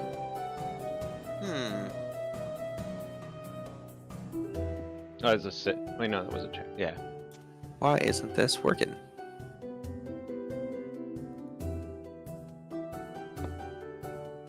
Huh. For some reason, I thought the music would be playing the like, Basil Geese theme.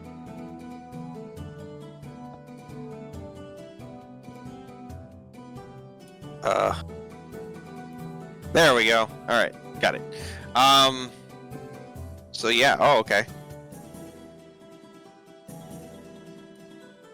So, yeah, you successfully grab onto, and are essentially like on top of, if anything, this monster or this demon.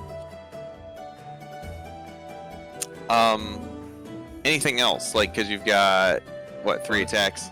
So that was that was one of your attacks. Okay. Would I do more damage if I was just trying to like do unarmed damage, or if I was swinging this fake sword at him? Well, the fake sword's gonna be A bludgeoning damage. it's gonna be harder to do real damage to it, but it might do more damage if you hit with it, because it's gonna be a improvised weapon. Okay.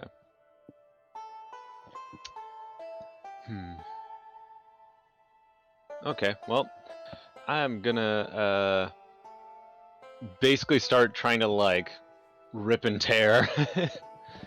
Okay. Fucking, oh wait, bite. How many times can I bite in a row? It's just an unarmed attack at that point, but you do have the Hungry Jaws that you can do the 1d6 plus your strength mod and get the 10 Oh, so that's points why back. bite is 1d6 plus 4. Yeah. Okay. Yeah, so I'm gonna do a bunch of like unarmed attacks on him, so I can do 2 more. Okay. And then I'm gonna action surge. So you've already used your action surge twice. Shit. That's right. Yeah. Okay, I've used a maneuver already. Well, you do have your bonus action. Hunger Jaws. Go for it. Shit. All right. Yeah. So you start just like punching and biting and ripping and tearing on this demon. It tastes horrible. As some of its the dark black ichor oozes from some of the wounds, it snaps it in your general direction. When you say dark black ichor, are we talking like an evil sword looking stuff, or just black goo? It's black goo. Okay. No stars. No stars, yeah, nothing like that. Okay. And this thing looks like it's gonna tear off toward the audience, which is now screaming and climbing over each other and panicking and running away. Meech's just gonna yell, yell to somebody like towards the stage, like, my equipment! Throw me my sword! Galavar, it is your turn. Do we know where our stuff is at? Yeah, you Under were the told. stage in the back, right?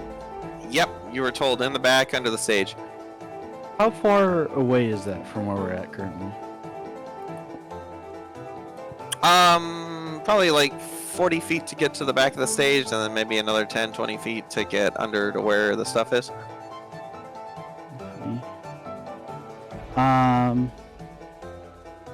Would I know something that's in nearby area that the Serpent General Demon would find distasteful?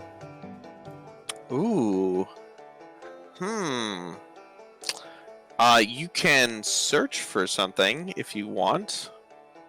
You want to make an investigation or perception? Let's do perception. Got it. Oh, if only I had my robe on. Yeah.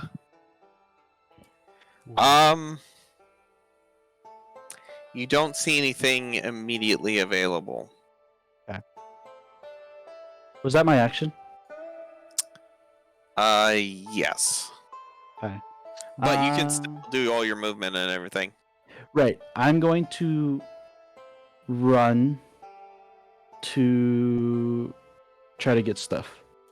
Okay, he's going to try to grab you as you try to run away.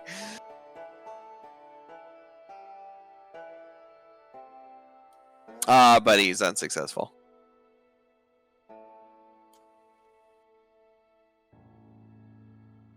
I move 40 feet to the back.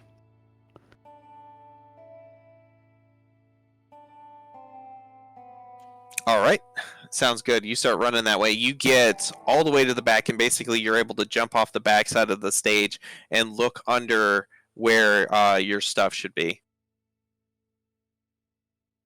And you don't see it.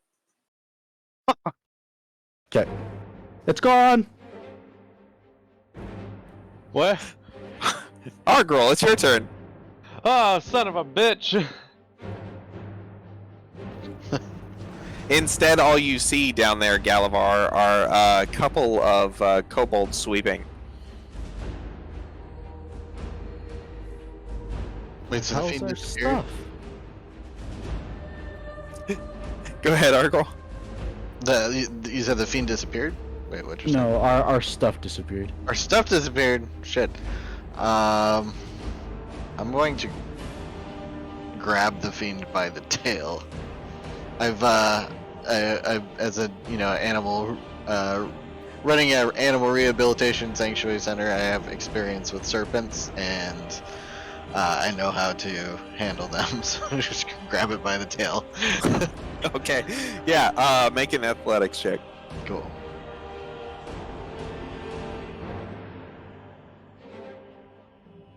Where's my athletics? There it is. Oh, yeah. Yeah, you grab this thing by the tail. Now both basically Meat and Argrol are grabbed onto this thing. I will slow it down a bit because the combined strength of you two are definitely forced to be reckoned with. So that's only one of your attacks. If you want to do one other thing. Well, I don't have my weapon anymore. Yeah. I mean, you have your wooden hammer. Ensnaring strike. Oh, gotcha. That's part of you. Oh yeah, ensnaring strike. I can't do it. I don't know what I'm thinking. Yes, I'm gonna throw the hammer. Okay. And Yeah. do the ensnaring strike. Got it. Make a strength save. Who? All right.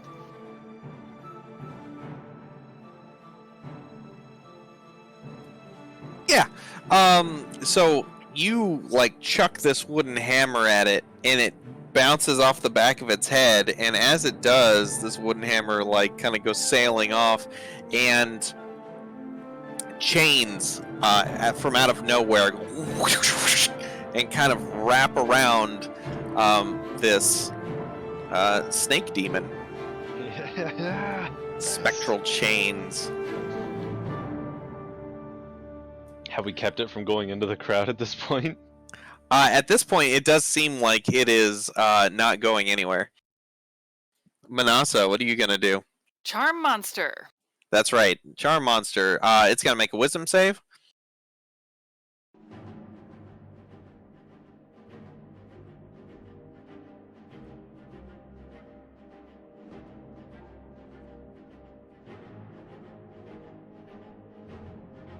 I'll say it was 19. Holy moly.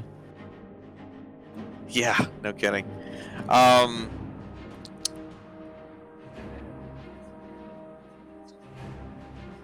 So if it fails the saving throw, so it has advantage, and it rolled an 8 and a 9, which is not 19.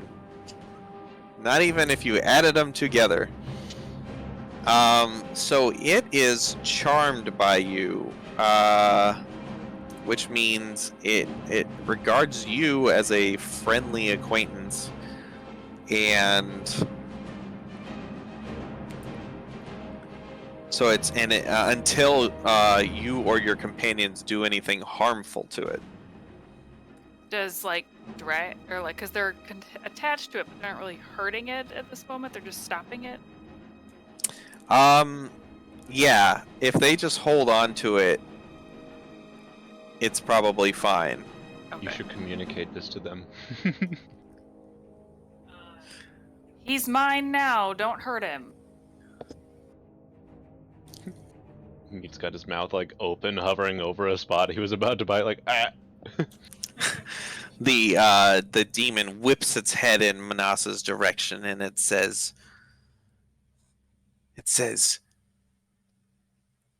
"What are we doing here? Why have you imprisoned me in this chain?" Liston, it is your turn.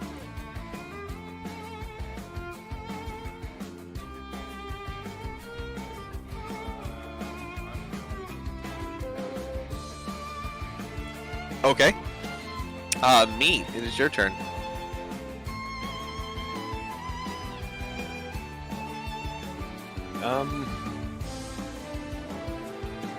Meat's gonna just kind of keep holding onto him, and just like kind of ready in action of just like punching it in one of its heads in case it does anything like violent. All right. He's just got like his arm cocked back, just ready to deck it. Galavar, what would you do? I'm going to continue to search for something distasteful. Okay. Yeah, make another perception check. 13. So, that elf from earlier, they've got her cooled off. They're like, a couple of the kobolds are like fanning her, like with a fan. And she's got like a holy symbol that's around her neck. I tell her I need it and attempt to get it from her. She is like, "But my mother gave me this, and I need you to make me a persuasion check."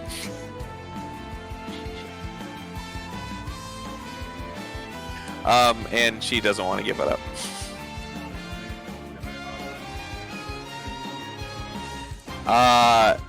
Yeah, you want to,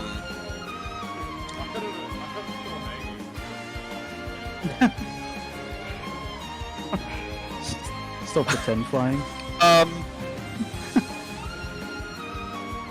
Yeah, I guess you probably would be. Yeah, like while this is happening, he's just hanging from a rig because nobody backstage knows they need to let him down because there's an actual fucking demon. I'll delay my turn, he says.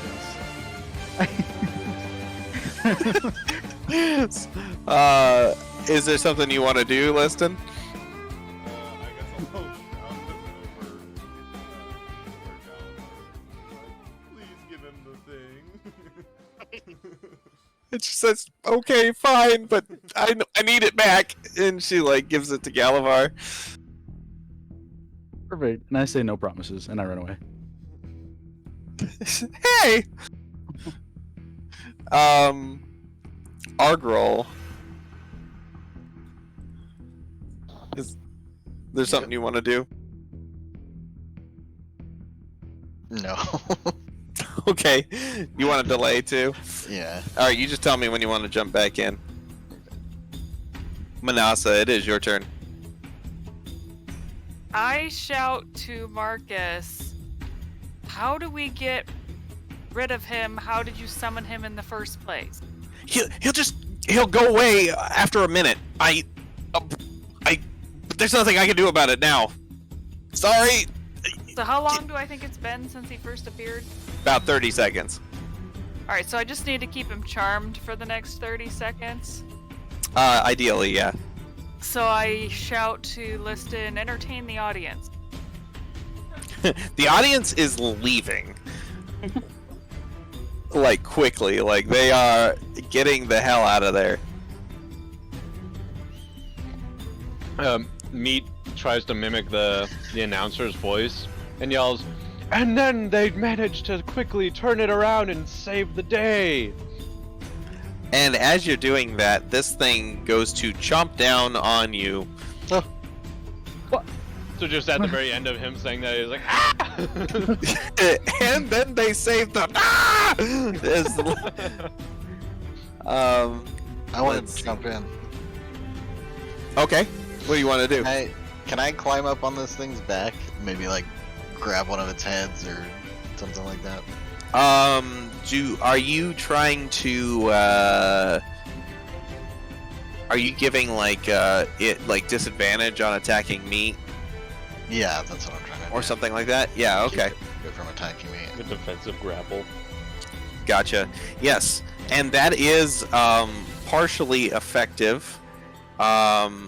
You do save meat some pain here, but the fangs dig in and do 20 damage to meat. And meat, I need you to make a Constitution save as poison courses into your body.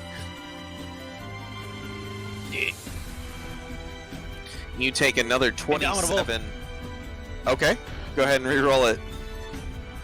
All right, you succeed in shrug. I mean, the pain, the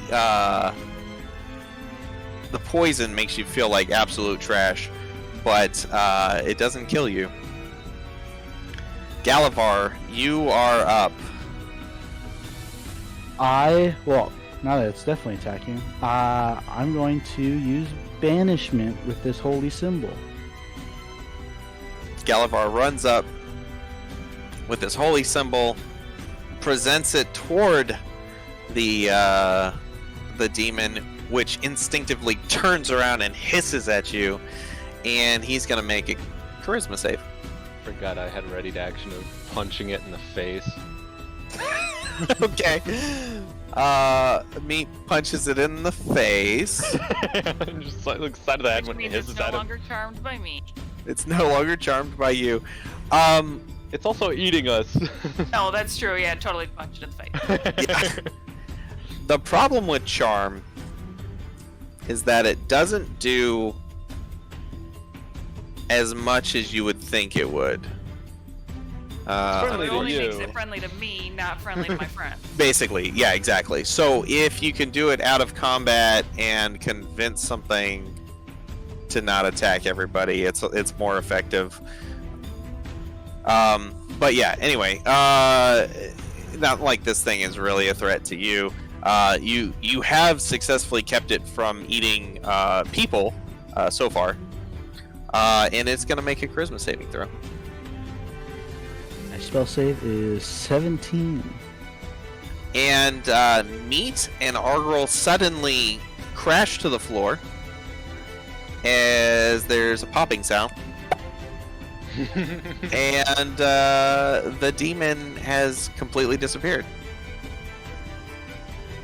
I need to get me one of these.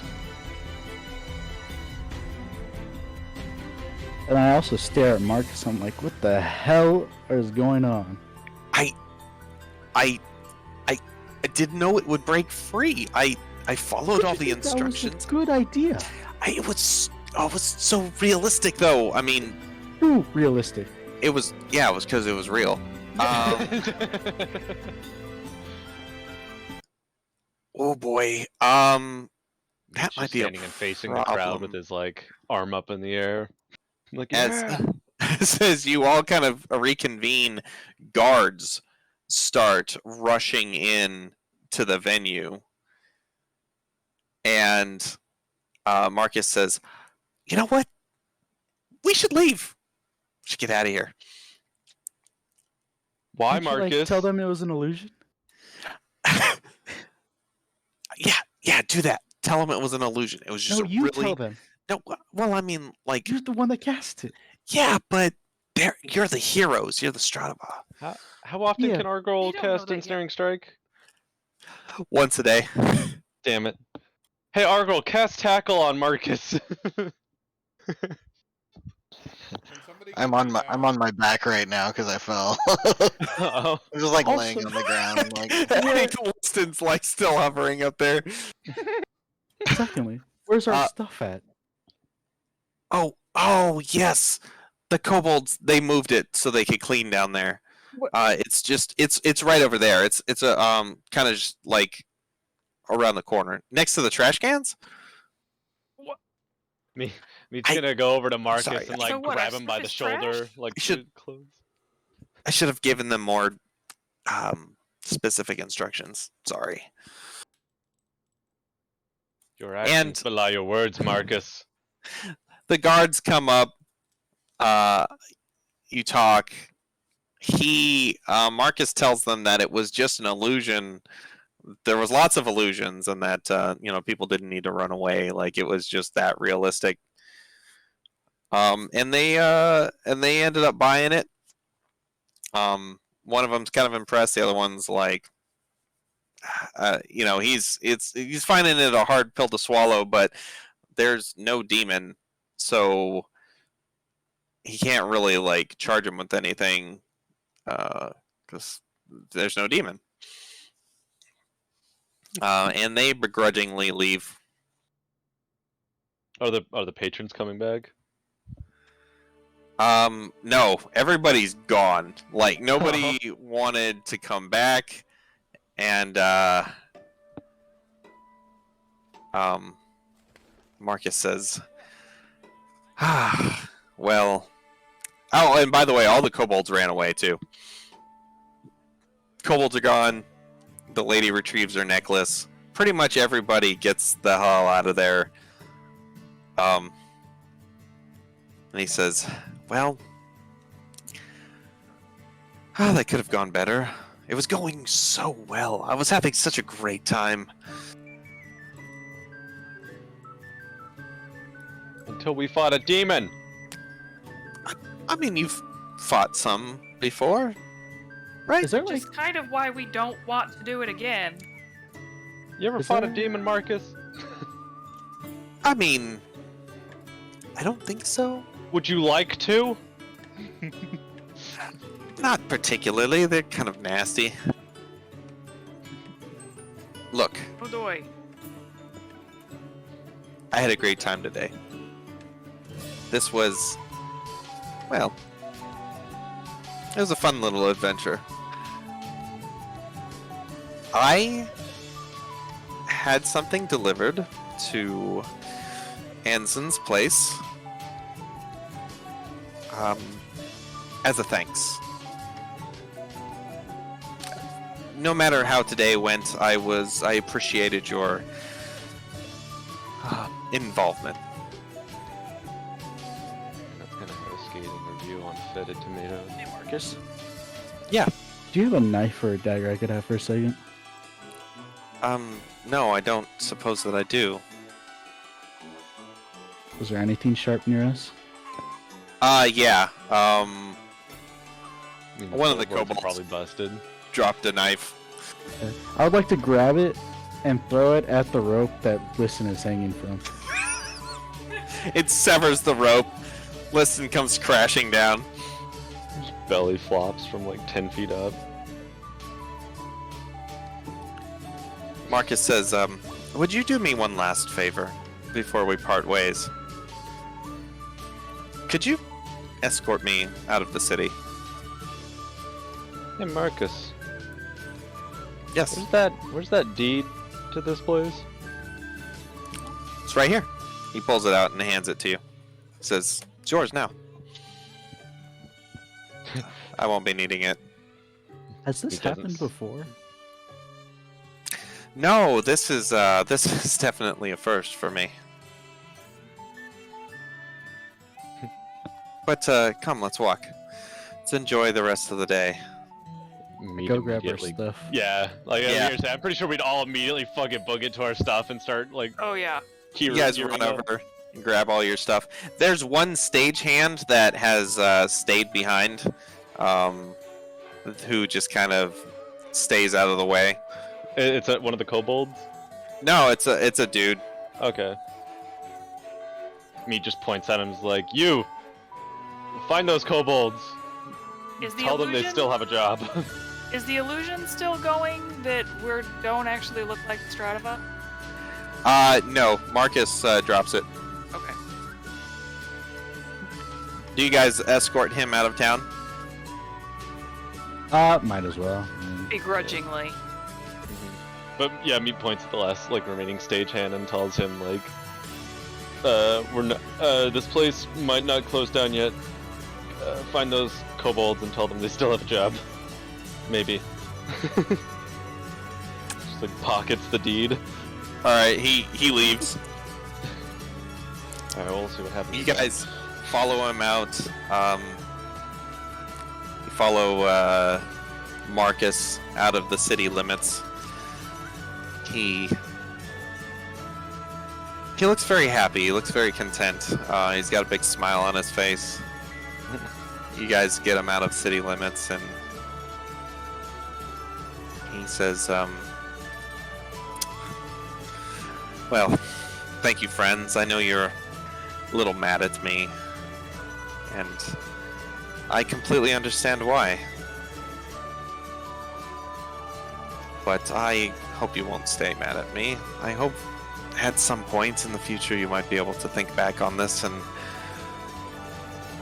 fondly, more fondly than you do now.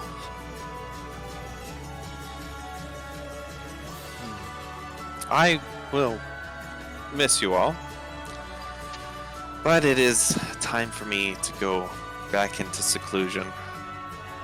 I think I've had enough fun for this century. Where will you go? I don't know. Maybe somewhere warmer. And he, Wellbone Island is very nice this time of year. maybe I'll make a visit. And he starts to walk off. He flashes back a beautiful smile of his and his high elf, well put together hotness. And as he gets about 30, 40 feet from you, he suddenly starts to change, and he starts to grow, and misshapen, and he glows gold, and sprouts fins, and wings, and horns, and big, luxurious whiskers out of his snout, full of shiny, sharp teeth, as he transforms into an glorious-looking adult gold dragon. And flies off into the sky. Did Counters. He's still a prick. Did you say counterspell? It does nothing. wings are not magic? Manasa is both like the glamour wore off when she had to fight a demon. So like smile didn't do as much, but she is kind of impressed that she had sex with a dragon. Oh shit! Yeah. Wow. There's one in every D&D campaign.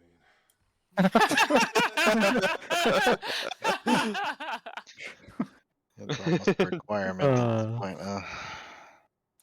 Um, walking with you this whole time, but being quiet. Anzen walks up behind you and he says, "I don't think that was Master Gildenbrot." Meat jumps because he didn't know that he was like following us. She's like, ah, Jesus. How did what? And that is where we're gonna end for today.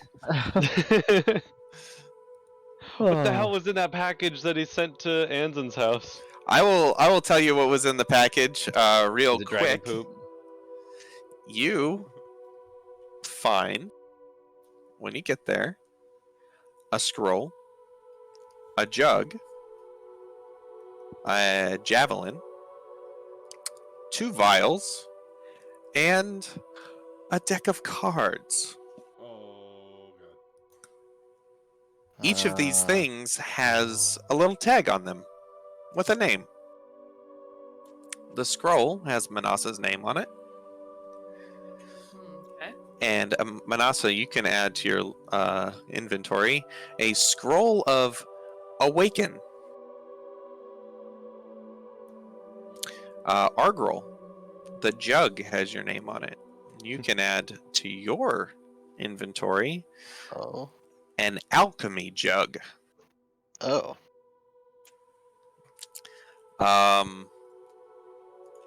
And I guess I'll tell you guys what these things do. Scroll of Awaken lets you cast Awaken as the spell. What level spell is that? 5th, I think.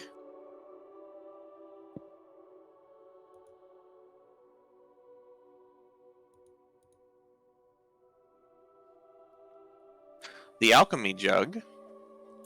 Ceramic jug appears to be able to hold a gallon of liquid and weighs 12 pounds. Sloshing can be heard from within the jug when it's shaken. You can use an action and name 1 liquid from the table below and cause the jug to produce the liquid. Afterward, you can uncork the jug and pour that liquid out up to 2 gallons a minute. And you can do this once a day.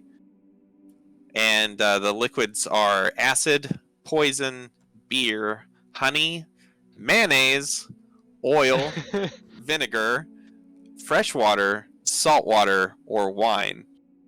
Mayonnaise? Oh, I'll be using that Mayonnaise. mayonnaise one a lot. Like, Argo, what's all over your mouth? Mayonnaise! Oh. Oh, okay. What? I like egg. I mean, wasn't no, that just kidding. technically built or like made to fatten up livestock?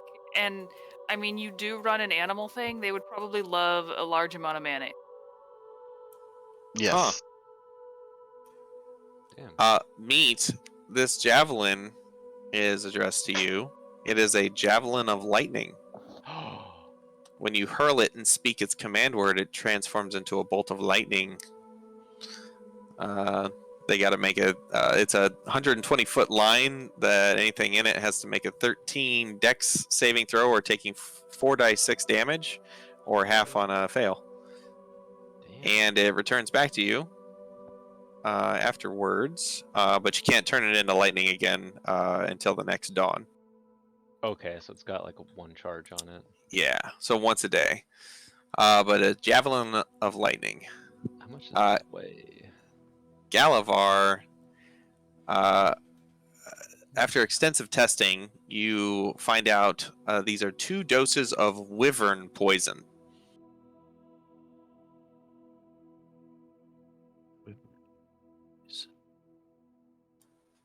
Okay. which is a 15 con saving throw for 24 poison damage on a failed save, or half as much on a successful one. All right.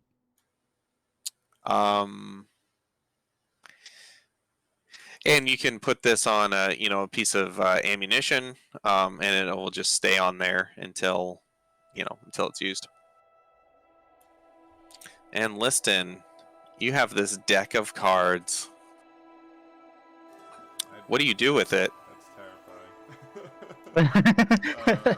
What do you do with the deck of cards, Liston? I'm just gonna. What does it look like on the outside?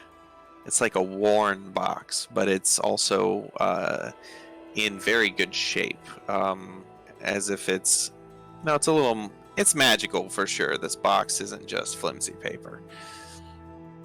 And it's got intricate carved designs on it. So I think I know what it is. Does Liston know what this is? Roll a history check. Open it.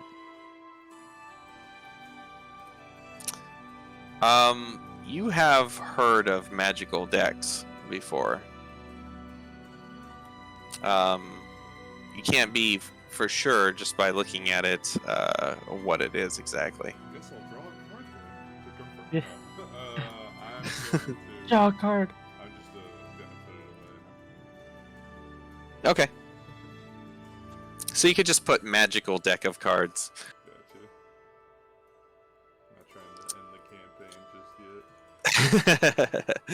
yet. Yeah. Thanks for coming, everybody. Hope you had fun. I had fun. This was kind of supposed to last a few sessions, but I think we covered what I wanted to cover, and I'm excited to get back into the next story arc. Me too. That's awesome. Yeah. Woo! That was fun. Woo. Yay! Yay. But yeah, Woo. I hope you guys had fun. Yeah, so for purposes of the stream and everything, signing off. Thanks everybody. If for anybody that watched, I hope you had fun too, because we goofed off. I think we had up to 6 people watching. Yeah. Um, Do a bell. See ya.